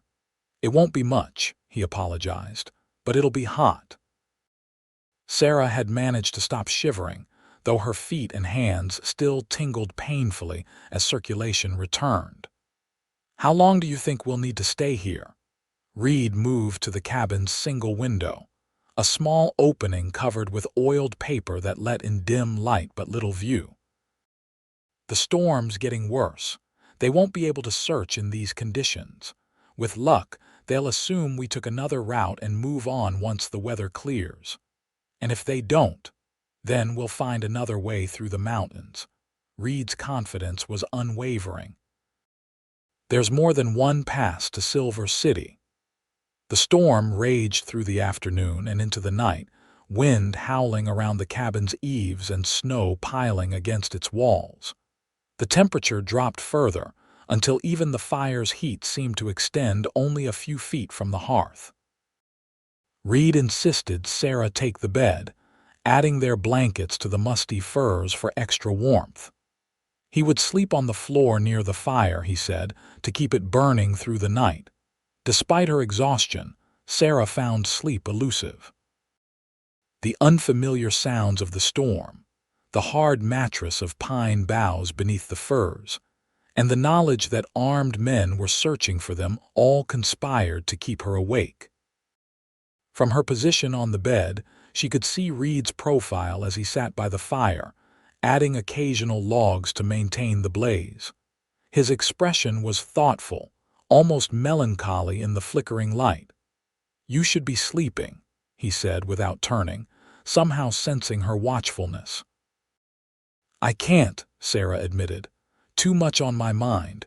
Reid nodded in understanding. "Try tomorrow will be another long day one way or another." "What about you? Aren't you tired?" "I'll rest later," he promised. "Someone should keep watch just in case." Sarah sat up, pulling one of the blankets around her shoulders. "Then I'll keep you company for a while." Reid smiled as she settled beside him on the rough wooden floor. "Stubborn woman, so I've been told." Sarah held her hands toward the fire. "Usually by my father, when I insisted on discussing his cases with him instead of learning proper embroidery techniques from my aunt." "He encouraged your interest in the law?" Reid asked, sounding surprised. "He did." Said I had a better mind for it than most of his clerks. Sarah's throat tightened with sudden grief. He was grooming me to help with his work in his own way, though of course women can't be lawyers or judges. But I could research, prepare briefs, help him think through complex cases. It was our secret arrangement. He sounds like an unusual man. He was. Sarah's voice softened with memory. My mother died when I was 10. After that, it was just the two of us. He could have sent me to live with relatives or to a boarding school, as many widowers do with their daughters. Instead, he raised me himself, taught me to think independently, to question everything. Including, eventually, his associates, Reid observed. Sarah nodded slowly. I think he knew toward the end that something was wrong. He became withdrawn, spent long hours in his study with papers he wouldn't let me see. The night before he died, he told me that if anything happened to him, I should look in the hidden compartment of his desk. She pulled the blanket tighter around her shoulders. The next morning they found him in his study, a gunshot to the head. They called it suicide. But you never believed that, Reid said quietly. Never. My father was not a man who would take his own life. He believed suicide was a mortal sin. And there were other things, small details that didn't make sense. The angle of the wound, papers missing from his desk, and he had plans. He was preparing a major case, though he wouldn't tell me the details. So you checked the hidden compartment? Yes. And found the documents implicating Senator Thornton and others in a scheme to buy land along proposed railroad routes, using inside information from government committees. Millions of dollars were involved, and my father had evidence of bribes, secret meetings. Shell companies used to hide the true buyers. Sarah's voice hardened. I believe he was preparing to bring charges, and they killed him to prevent it. And then framed you when you discovered the truth, Reid finished. It fits. Men like that, men who value power and money above all else, they wouldn't hesitate to eliminate anyone who threatened their position. Exactly, Sarah whispered. That's why these documents are so important. They're not just my chance to clear my name, they're evidence of my father's murder and the corruption he died trying to expose.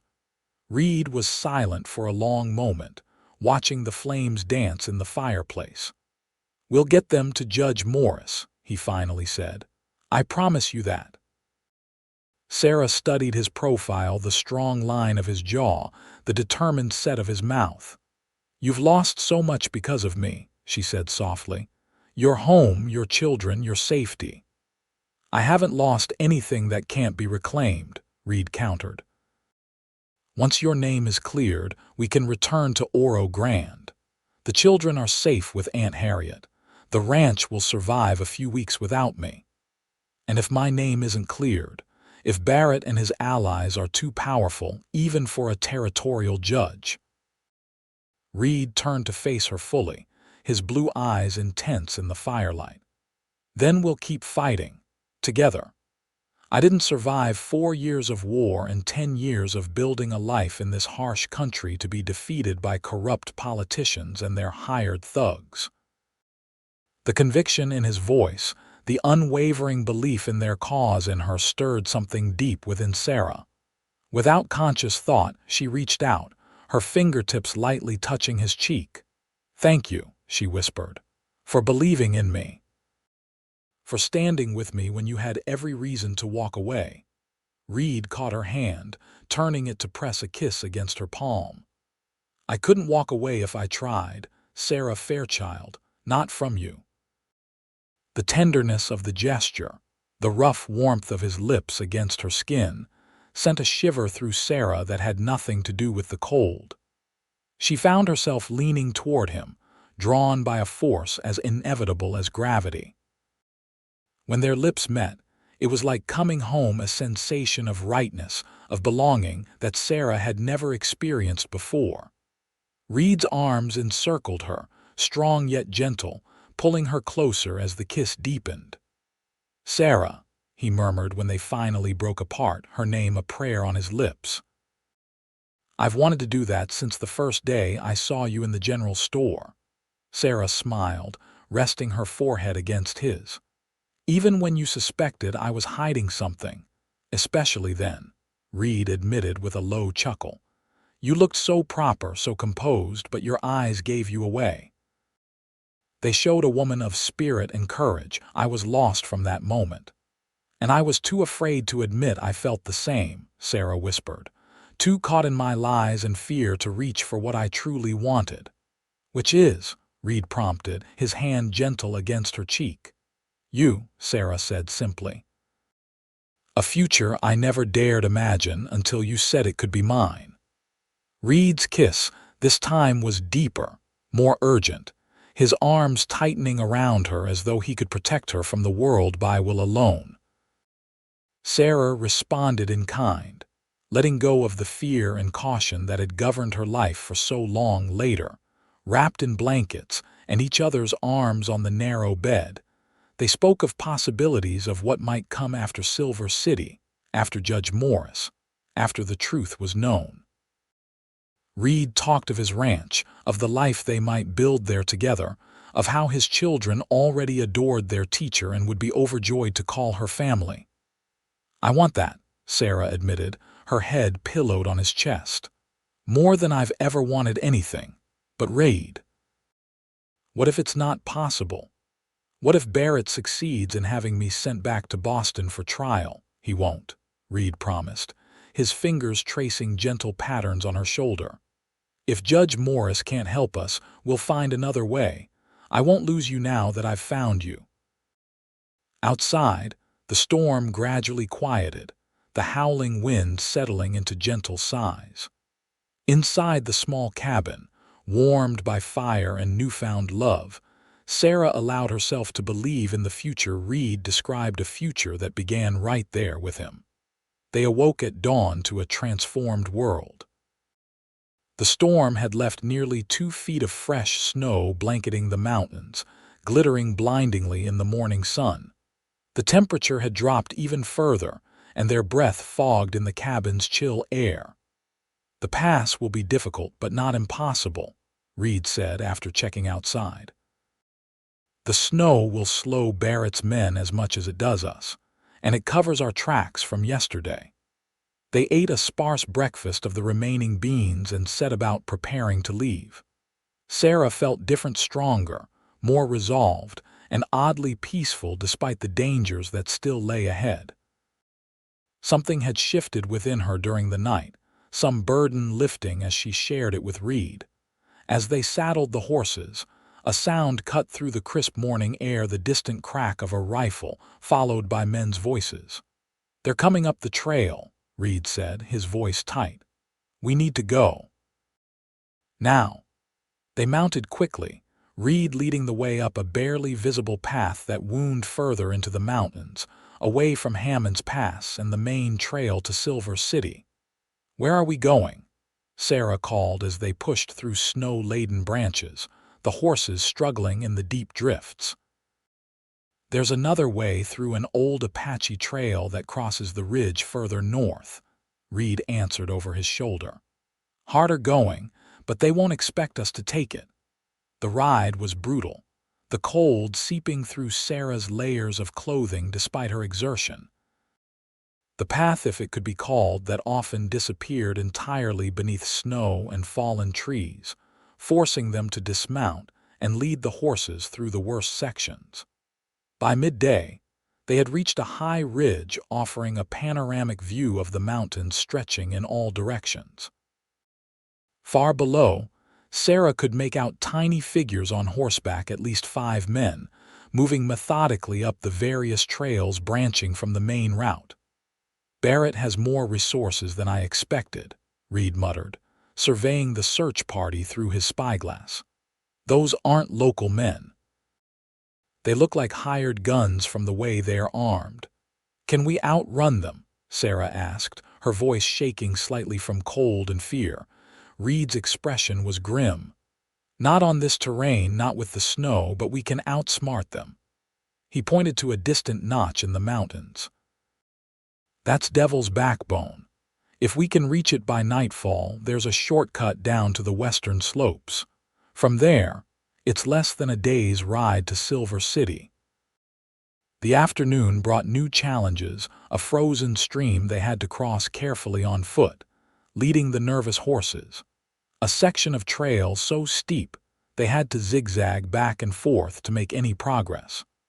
A moment of terror when Sarah's horse lost its footing and nearly slid over a precipice.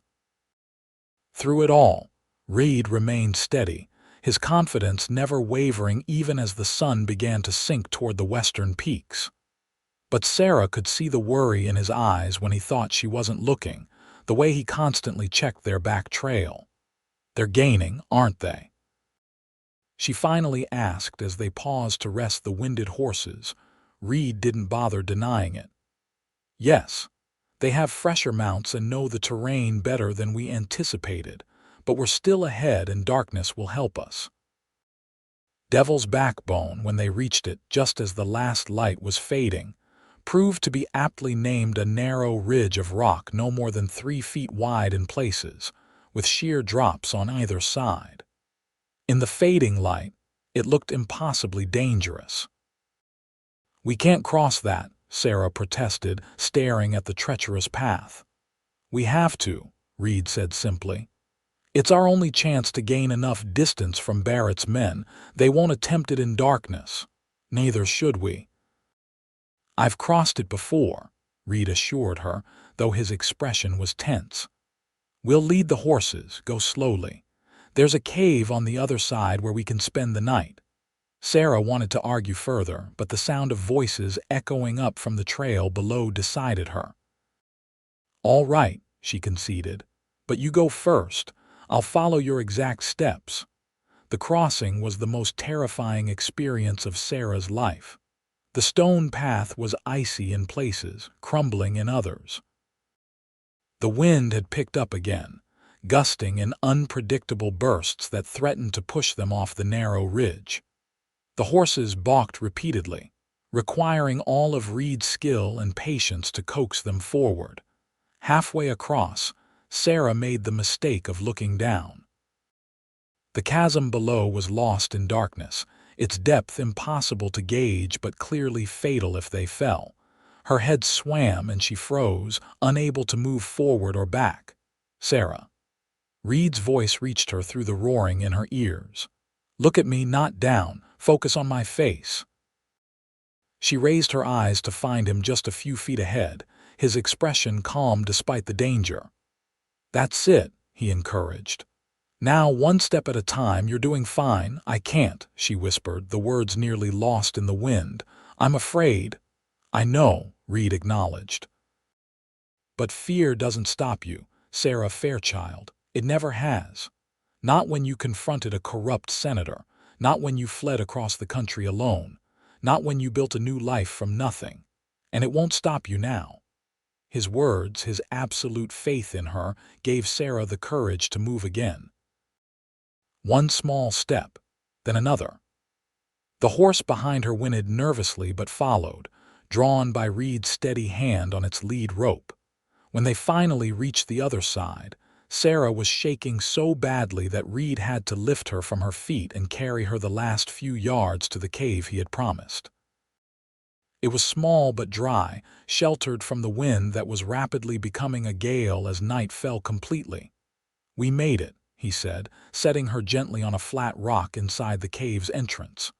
"You did it, Sarah." "We did," she corrected, her voice still unsteady. "I couldn't have crossed that alone." Reid busied himself making a small fire, deep enough in the cave that its light wouldn't be visible from the trail below. The horses, clearly relieved to be on solid ground, huddled near the entrance, providing additional warmth with their bulk. Their remaining supplies yielded a meager supper, but Sarah was too exhausted to care. As they sat close to the fire, she leaned against Reid's shoulder, drawing strength from his solid presence. "Will Barrett's men follow us across Devil's Backbone?" she asked. "Not tonight," Reid assured her. "Maybe not at all. It's dangerous enough in daylight with good weather. In these conditions, most men wouldn't risk it, but they might find another way around. Possibly, but it would take them at least a day longer. Reid's arm tightened around her.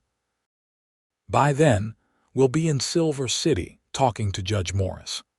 Sarah wanted to believe him, to share his optimism, but the events of the past months had taught her that nothing was certain. And if the judge can't or won't help us? Reid was silent for a moment.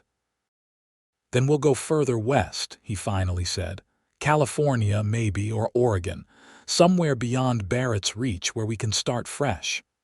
What about your ranch, your children? I'd send for them once we were settled.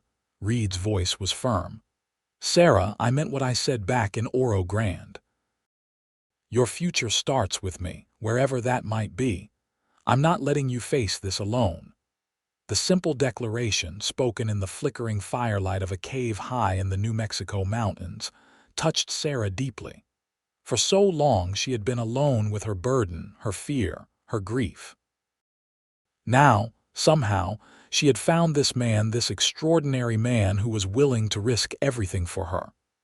I love you, she said softly, the words coming naturally despite having known him such a short time. I never expected to say that again to anyone. I thought that part of my life was over when my father died. But I love you, Reid Armstrong. Reid turned to face her fully, his blue eyes solemn in the firelight. And I love you, Sarah Fairchild, enough to follow you across mountains or deserts or oceans if that's what it takes to keep you safe. Their kiss was gentle yet profound, a promise more binding than any formal vow. When they finally slept, it was in each other's arms, the fire burning low beside them and the wind howling outside their sheltered cave. Morning brought clear skies and biting cold. They set out at first light, following a trail so faint that Sarah would never have recognized it as a path without Reid's guidance. It wound downward through stands of pine, occasionally opening to reveal breathtaking vistas of the mountains they were leaving behind. By noon, the snow was thinning as they descended, the air warming slightly. Reid maintained a steady pace, pushing the tired horses as much as he dared on the treacherous terrain. How much further? Sarah asked during a brief rest to water the animals at a small, partially frozen stream. If we keep moving, we should reach the foothills by evening, Reid replied, scanning the trail behind them. From there, it's easy riding to Silver City. We could be there by mid-morning tomorrow. Hope rose in Sarah's heart. They were going to make it. After months of running, of hiding, she would finally have the chance to tell her story to someone with the power to help.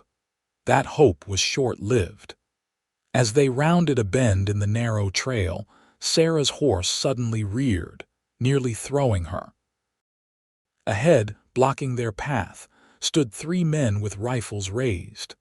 That's far enough, called the leader, a hard-faced man with a scar running from his eye to his jawline.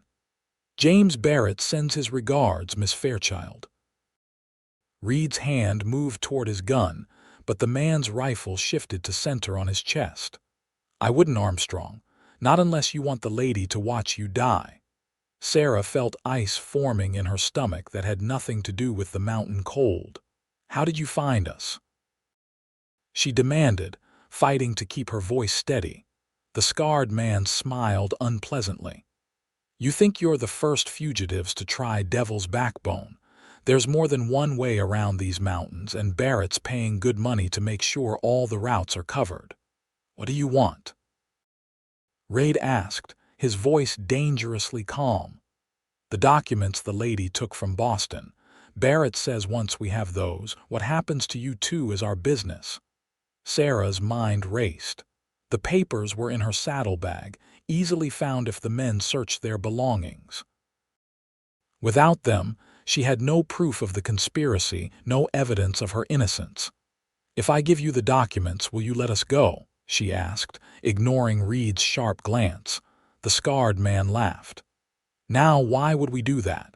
Barrett was quite specific about leaving no loose ends. Sarah, don't, Reid warned, but she was already reaching for her saddlebag. "They're in here," she said, fumbling with the leather straps. "Just give me a moment." "Careful now," the scarred man cautioned.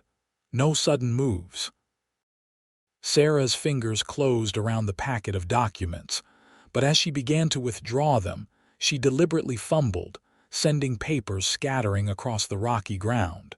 "Pick them up," the scarred man ordered one of his companions. "All of them." As the man dismounted and bent to gather the scattered papers, Sarah caught Reid's eye and gave a slight nod. In one fluid motion, Reid drew his pistol and fired, the shot echoing across the mountainside.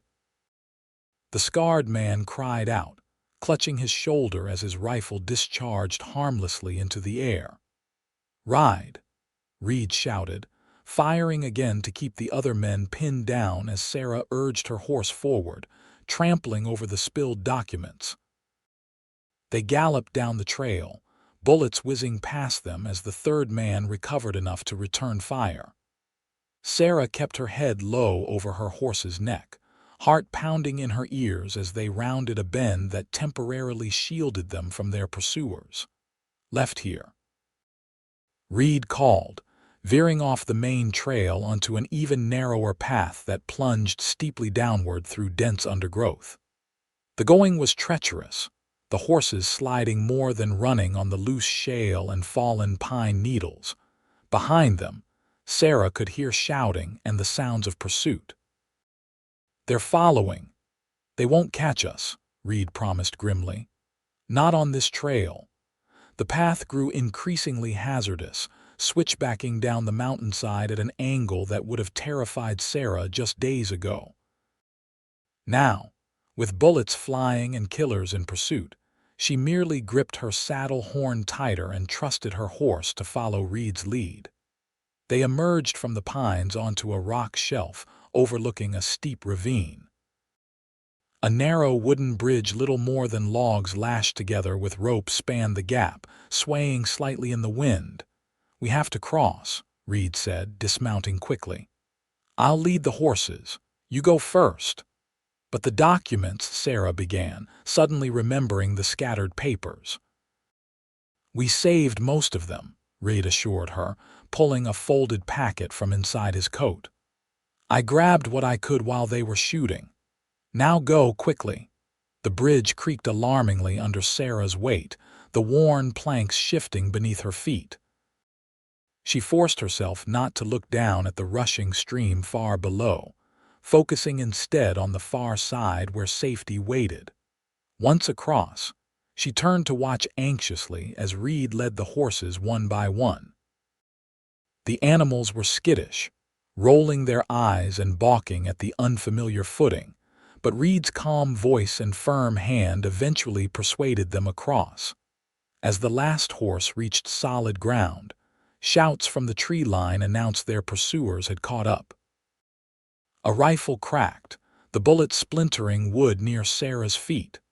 "Cut the ropes," Reid ordered, drawing his knife and attacking the thick hemp cables securing the bridge on their side. Sarah did the same, sawing frantically at the weather-worn fibers while bullets zinged around them. The bridge collapsed with a groan, tumbling into the ravine just as the scarred man and his companions emerged from the trees on the far side. Their curses echoed across the gap as Reid and Sarah remounted and spurred their horses onward. "That won't stop them for long," Reid warned as they rode. "There's another crossing a few miles downstream, but it gives us a head start." They pushed hard through the afternoon, the terrain gradually changing from steep mountain slopes to rolling foothills. The trees thinned, giving way to scrubby vegetation more typical of lower elevations. By sunset, they had reached the edge of a broad valley with the lights of a small settlement visible in the distance. "Silver City?" Sarah asked hopefully. Reid shook his head. "No, that's Copper Flat. Silver City is still about 15 miles southwest. We'll avoid the settlement, too risky. There's a lined shack belonging to the Double Diamond Ranch just beyond those hills. We can rest there tonight and reach Silver City by morning." The line shack was more substantial than the trapper's cabin, a sturdy structure with a proper door, glass windows, and a well-stocked woodpile beside the small corral. Inside, they found basic supplies: dried beans, coffee, flour, and even a small sack of sugar. The ranches around here maintain these shacks for their cowhands during roundup, Reid explained as he built a fire in the stone fireplace. "There's an unwritten code: you use what you need, replace it when you can, and leave the place better than you found it." For the first time in days, they enjoyed a hot meal that wasn't just trail rations, beans cooked with dried beef, and biscuits Reid skillfully prepared in a cast iron skillet. Sarah watched him work, marveling at how competent he was at these frontier skills so foreign to her Boston upbringing. "What are you thinking?" Reid asked, catching her thoughtful gaze. "That I never imagined my life would lead me here," Sarah admitted. "A line shack in New Mexico, running from hired killers, falling in love with a rancher who can make biscuits over an open fire." Reid smiled, the expression softening his weathered features. "Disappointed? No," Sarah said honestly. "Surprised, certainly. Terrified occasionally, but not disappointed." She reached across the rough table to take his hand. "Meeting you, knowing you. It's been the one bright light in all this darkness." Reid raised her hand to his lips. "Tomorrow, we reach Silver City. Judge Morris will hear our story, see the evidence. This nightmare will end, Sarah." She wanted to believe him, but doubt still nagged. What if the judge isn't sympathetic? What if Barrett has connections even here? "Then we'll find another way," Reid said firmly. "But Morris has a reputation for integrity, and these territorial judges answer to Washington, not to business interests in Boston." After their meal, they sorted through the documents they had salvaged during the confrontation on the mountain trail. Much had been lost in the scramble, but key pages remained enough, Reid assured her, to establish the pattern of corruption and point to those responsible for Senator Thornton's land speculation scheme. "And this," Sarah said, carefully unfolding the blood-stained letter that had started her flight, "proves Richard Thornton was more involved than his father. The senator was having doubts, threatening to expose the whole operation if certain payments weren't made. Richard had far more motive to kill his father than I did." They slept that night on blankets near the fire, wrapped in each other's arms against the chill that seeped through the cabin's walls. Despite their exhaustion, they made love slowly, tenderly, each touch a promise of the future they hoped to build once this danger had passed. Morning came with renewed determination. They set out at first light, following a well-traveled road that wound through rolling hills toward Silver City. The landscape was changing again, more desert-like now, with scattered piñon pines and patches of sage stretching to distant mountains. "There it is," Reid announced as they crested a final hill around mid-morning. Below them, nestled in a broad valley, lay Silver City, larger than Oro Grande but still small by Eastern standards. The morning sun glinted off tin roofs and whitewashed adobe walls, giving the town a bright, clean appearance after days in the wilderness. "It looks peaceful," Sarah observed, trying to quell the nervousness that increased with every step closer to their destination. So much depended on what happened here. "It's a mining town, mostly," Reid explained as they rode down toward the settlement. "Silver, copper, some gold. Rough in places, but it has a proper courthouse, hotels, even a ladies' aid society." He smiled at her. "Not quite Boston society, but civilization nonetheless." The streets were busy with morning activity, miners heading to work, merchants opening their shops, wagons delivering goods. Sarah was acutely conscious of her trail-worn appearance as they made their way toward the town center, where a two-story stone building flew the territorial flag. "The courthouse," Reid confirmed, dismounting and helping Sarah down. "Let's see if Judge Morris is hearing cases today." Inside, the building was surprisingly cool and formal, with polished wooden floors and official notices posted on a bulletin board. A clerk at a desk looked up as they entered, his eyebrows rising at their dusty, travel-stained appearance. "Can I help you?" he asked cautiously. "We need to see Judge Morris on an urgent legal matter," Reid said. "Is he available?" The clerk frowned. "The judge is in session this morning, hearing land dispute cases. He won't be available for new matters until tomorrow at the earliest." "This can't wait," Sarah insisted, stepping forward. "It involves a murder case from back east, and we've traveled for days, pursued by men trying to stop us from reaching him." The clerk's expression shifted from dismissive to intrigued. "Murder, you say? And who might you be?" "My name is Sarah Fairchild. I'm the daughter of Judge William Fairchild of Boston. I have evidence of corruption and murder involving prominent Eastern businessmen and politicians." The name clearly meant something to the clerk, whose eyes widened. "Judge Fairchild. I studied his opinions in law school. He was highly respected." "Yes," Sarah said, hope rising. "That's why what I have to tell Judge Morris is so important. My father was murdered because of what he discovered, and now they're trying to frame me for another death to keep the truth hidden." The clerk hesitated, then nodded. "Wait here. I'll inform the judge during the next recess. It will be at least an hour." As the clerk disappeared through the courtroom doors, Sarah and Reid sank onto a bench against the wall. The courthouse gradually filled with people waiting for their cases to be heard: ranchers in disputes over water rights, minors arguing claim boundaries, a woman seeking divorce from an absent husband. Sarah was nearly dozing, her head resting against Reid's shoulder, when shouting from outside caught her attention.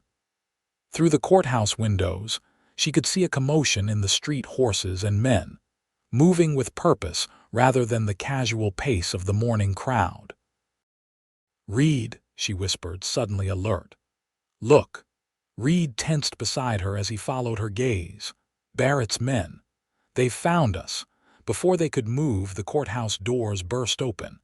James Barrett himself strode in, flanked by the scarred man from the mountain trail and two others, all armed. "Sarah Fairchild," Barrett called, his voice echoing in the suddenly silent room.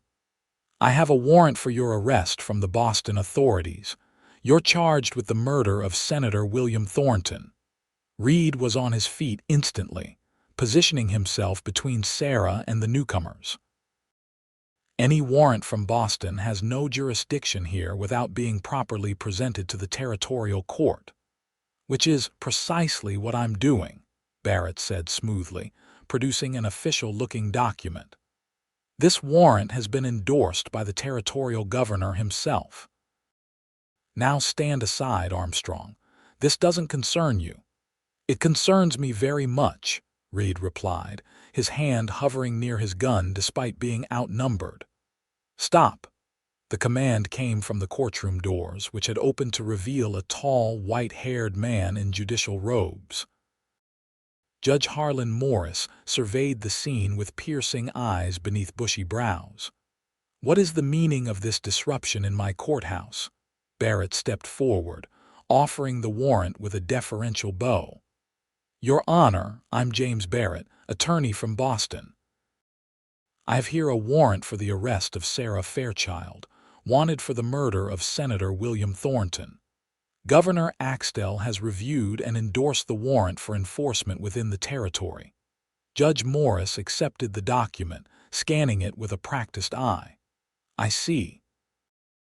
"And you are Miss Fairchild?" he asked, turning to Sarah.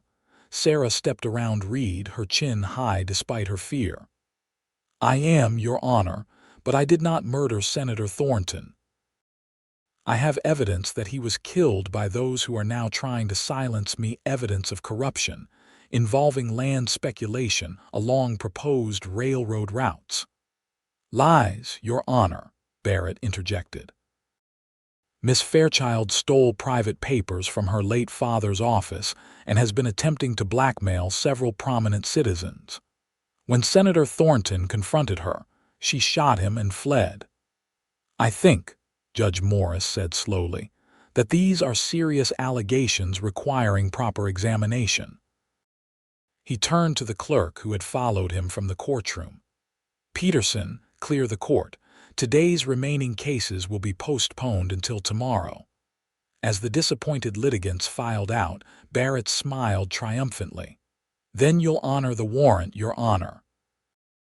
"I said nothing of the sort," Morris replied sharply. "I will hear both sides of this matter before making any determination. Miss Fairchild claims to have evidence, and in my court, evidence speaks louder than accusations. You will all attend me in chambers immediately." Judge Morris's private chambers were spartanly furnished but dignified a massive oak desk, several wooden chairs, bookshelves lined with legal volumes, and a large map of the New Mexico Territory on one wall. The judge settled behind his desk, gesturing for Sarah and Reid to sit opposite him. Barrett and his men were directed to chairs against the wall. "Now," Morris began, "I will hear Miss Fairchild's account first without interruption. Then Mr. Barrett may present his case. Is that understood?" When all had nodded agreement, Morris turned to Sarah. "Proceed, Miss Fairchild. And I advise you to be thorough and honest. I have little patience for dramatics or evasion." Sarah took a deep breath and began her story: her father's death, her discovery of the documents implicating Senator Thornton, the confrontation that led to the senator's death, and her subsequent flight. She explained the evidence she had gathered, and the reason she believed Richard Thornton had greater motive to kill his father than she did. Throughout her account, Judge Morris listened impassively, occasionally making notes but offering no indication of his thoughts. When Sarah finally fell silent, he turned to Reid. "And you, sir? What is your involvement in this matter?" "Reid Armstrong, Your Honor, rancher from Oro Grande. I met Miss Fairchild when she came to our town as a schoolteacher, using the name Sarah Fletcher. When Barrett and his men began hunting her, I helped her reach you because I believe in her innocence and her right to a fair hearing." Morris nodded thoughtfully. "The documents you mentioned, Miss Fairchild, do you have them with you?" Sarah produced the papers they had salvaged, including the blood-stained letter. "We lost some during our journey here, Your Honor. Barrett's men attacked us in the mountains." As Morris examined the documents, Barrett shifted impatiently in his chair. "Your Honor, these papers, even if authentic, prove nothing about Senator Thornton's death. The fact remains that he was found shot to death in Miss Fairchild's presence, with her fingerprints on the weapon." "A weapon he aimed at me first," Sarah countered. "I've never denied being present when the senator died or that we struggled for the gun, but it was self-defense, not murder." "Convenient claim with no witnesses," Barrett sneered. "Enough," Morris interrupted. "Mr. Barrett, your warrant appears to be in order, technically speaking. However, I find several troubling aspects to this situation." He held up the documents Sarah had provided. "These papers suggest serious impropriety by Senator Thornton and others, including his son. They provide context that any fair tribunal should consider." Barrett's face darkened. "Your Honor, with all due respect, your role is simply to honor the warrant and return the fugitive to Boston for trial. The merits of the case will be decided there." "My role, Mr. Barrett, is to ensure justice is served within my jurisdiction," Morris replied sharply. "And I am not convinced Miss Fairchild would receive justice in Boston, given the powerful interests aligned against her." "Are you refusing to honor a warrant endorsed by the territorial governor?" Barrett demanded, his composure slipping. "I am exercising my judicial discretion," Morris corrected. and I am deeply troubled by the excessive resources deployed to capture a young woman whose greatest crime may be possessing inconvenient evidence." He turned back to Sarah. "Miss Fairchild, I will not surrender you to Mr. Barrett's custody at this time. Instead, I am ordering a full investigation into these allegations to be conducted under federal authority." Relief washed over Sarah so intensely she felt lightheaded. Beside her, Reid reached for her hand, squeezing it gently in support. "This is outrageous," Barrett exploded, rising to his feet. "Governor Axtell will hear of this defiance." "He most certainly will," Morris agreed calmly. "Along with the federal authorities in Washington, who I suspect will be very interested in these documents." He rang a small bell on his desk, summoning the clerk.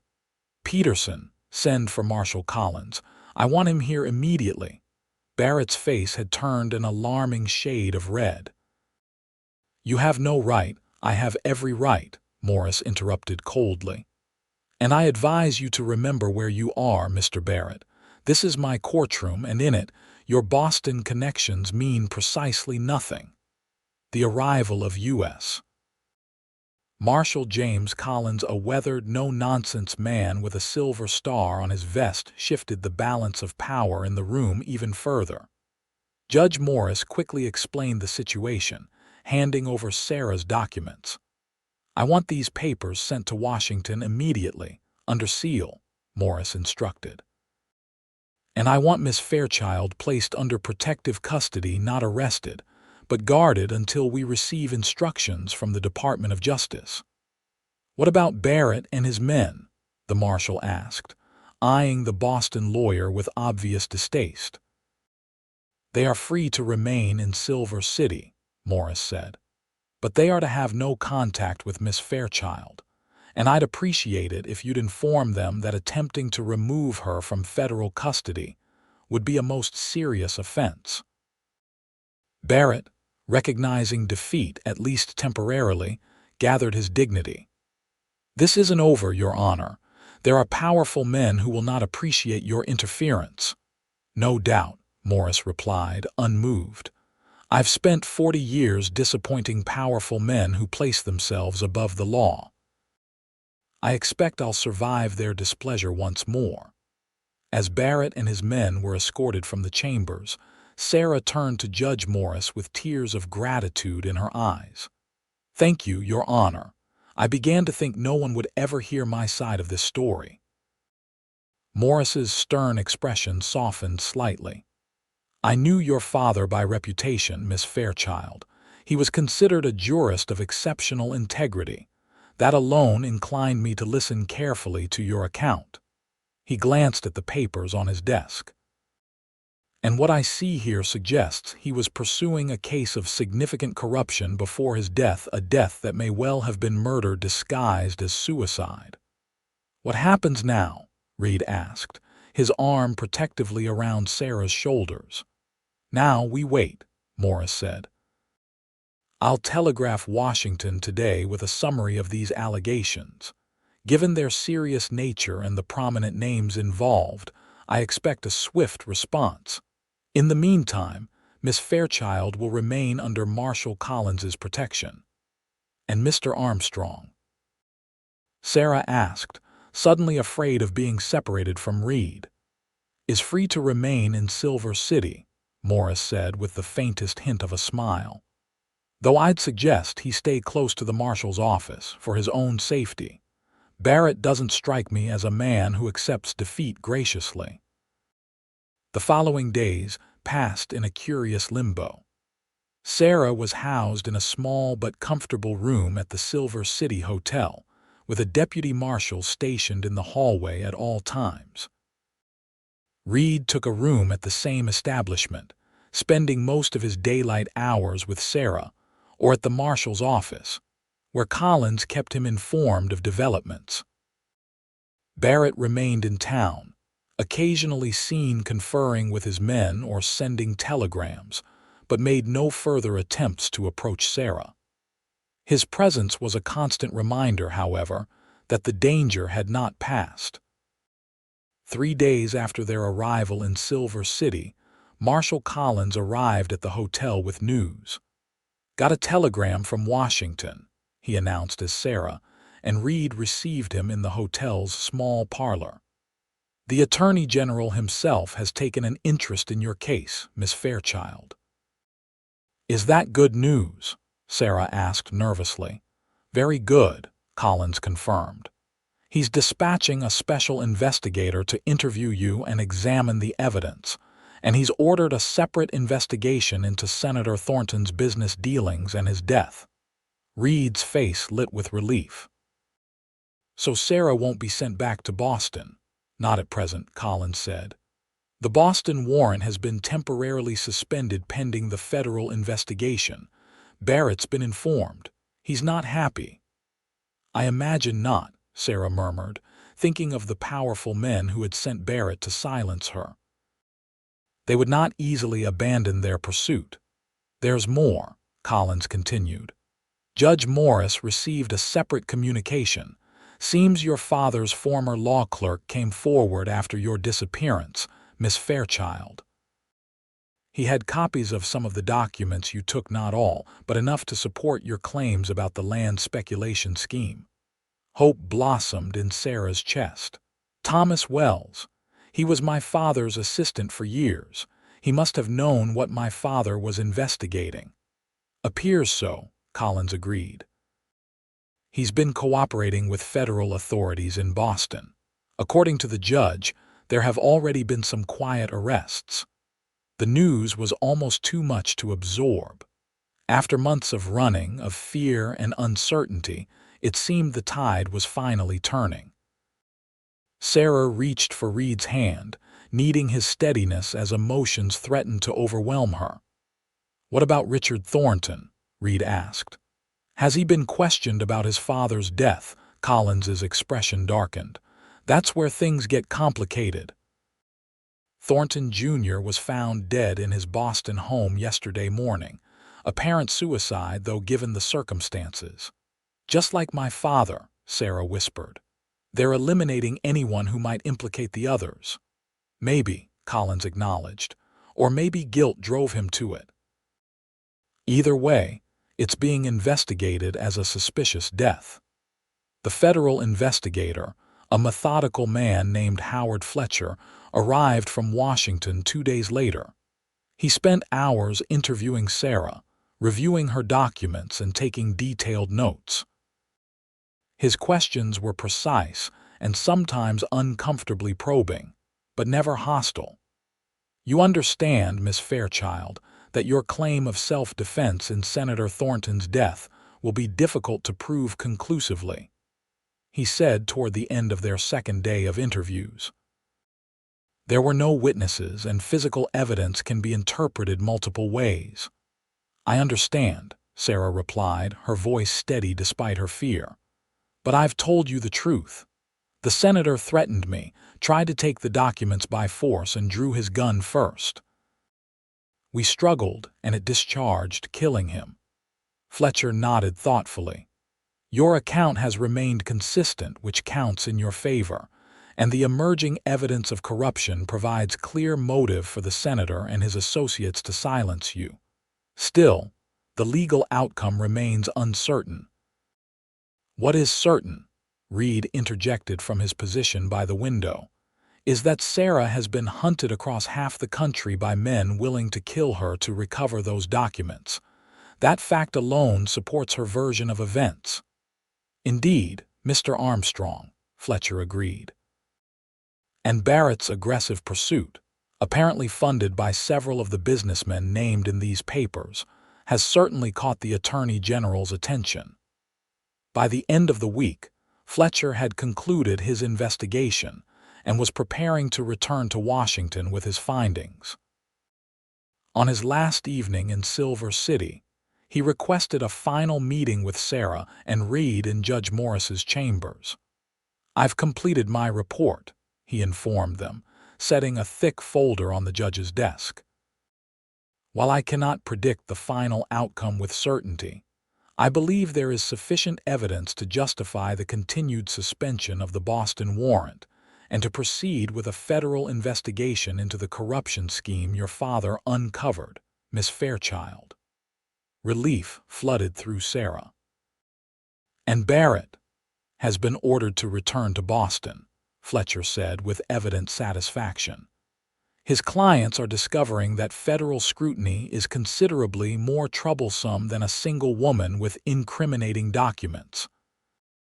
Several have already approached the Attorney General seeking leniency in exchange for testimony. "So it's over?" Reid asked, his hand finding Sarah's. "Sarah is free." Fletcher exchanged glances with Judge Morris before responding. "Not entirely, not yet. The question of Senator Thornton's death remains officially unresolved. However," he added, seeing Sarah's face fall, "given the circumstances now coming to light, including his son's suspicious death, the Attorney General is inclined to accept the self-defense explanation." "Meaning?" Sarah pressed. "Meaning, Miss Fairchild, that while you should remain available for further questioning if needed, you are no longer considered a fugitive," Morris explained. "You're free to leave Silver City, though I would recommend staying within the territory for the time being." The implications took a moment to sink in. After months of running, of living in fear, Sarah was being told she could reclaim her life or at least begin building a new one. "Thank you," she said, her voice thick with emotion. "Both of you. I began to think this day would never come." "Justice can be slow, Miss Fairchild," Judge Morris observed, "but it generally arrives eventually. Your father would be proud of your persistence in seeking it." As they left the courthouse, the setting sun was painting Silver City's buildings in shades of gold and rose. Reid drew Sarah to a stop in the town square, turning her to face him. "So," he said, his blue eyes searching hers, "what now? What does Sarah Fairchild want to do with her newfound freedom?" The question was momentous in its simplicity. For so long, Sarah had focused solely on survival, on escape. Now, suddenly, she could choose her path forward. "I want to go home," she said softly. A shadow crossed Reid's face. "To Boston?" "No," Sarah clarified, reaching up to touch his cheek. "To Oro Grande, to your ranch, to Emma and the twins, if the offer still stands."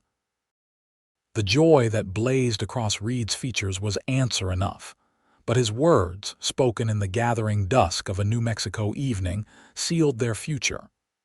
"It more than stands, Sarah Fairchild.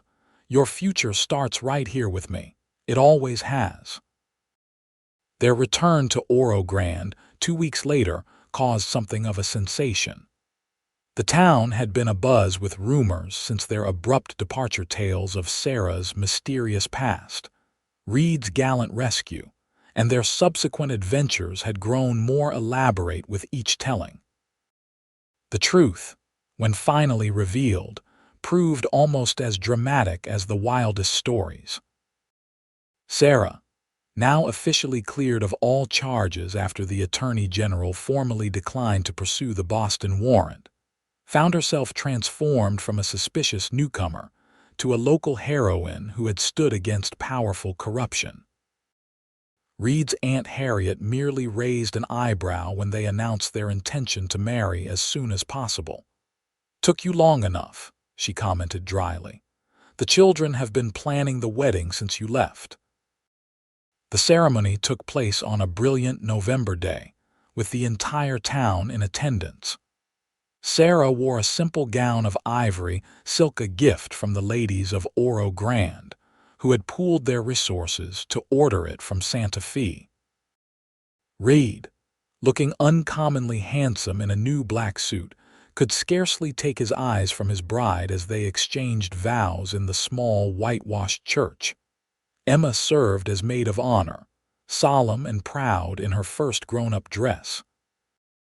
The twins, for once, behaved impeccably as they stood beside their father, though Joseph couldn't resist a triumphant grin when the minister finally pronounced Reid and Sarah husband and wife.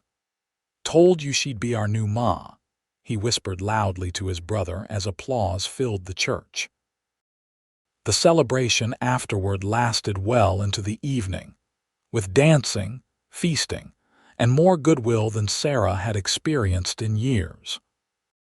As she moved through the crowd, accepting congratulations and well wishes, she caught glimpses of her new life taking shape around her. Reid laughing with fellow ranchers, Emma proudly introducing her new mother to friends, the twins engaged in some undoubtedly mischievous plot with their school friends. Later, as they danced beneath lanterns strung in the town square, Reid pulled Sarah close. Happy Mrs. Armstrong, the name, her new name, chosen rather than forced upon her by circumstance, brought a smile to Sarah's lips. More than I ever imagined possible. Even though this isn't the life you were born to, Reid asked, a trace of old insecurity surfacing. No grand Boston mansions or society balls here. This is exactly the life I was born to, Sarah corrected him firmly. I just took a rather complicated route to find it. Their home on the Diamond, a ranch, became the center of a new chapter in Sarah's life. She embraced her role as Reid's wife and the children's mother with a joy that sometimes overwhelmed her. The transition wasn't always smooth. Emma occasionally tested boundaries. The twins required firm but loving guidance, and Sarah herself had to learn countless skills foreign to her Boston upbringing. But each challenge was met together, each difficulty faced as a family. Reid proved to be exactly the partner Sarah had glimpsed in their early days together, steady, supportive, and unfailingly patient as she adapted to ranch life. By the spring of 1877, news from the East confirmed that Sarah's ordeal was truly over. The federal investigation had resulted in multiple indictments for corruption, including several prominent Boston businessmen and 2 legislators. Sarah's father's death had been officially reopened as a murder investigation, though no charges had yet been filed.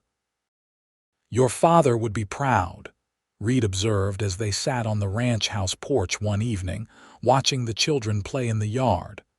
You finished what he started. We finished it, Sarah corrected, leaning against her husband's shoulder. I wouldn't have survived without you, much less seen justice done. Reid's arm tightened around her. You're stronger than you know, Sarah Armstrong. You would have found a way. Perhaps he was right, Sarah reflected as twilight deepened over their land. She had discovered reserves of courage and determination she never knew she possessed during her months on the run. But she was profoundly grateful she no longer had to rely solely on her own strength.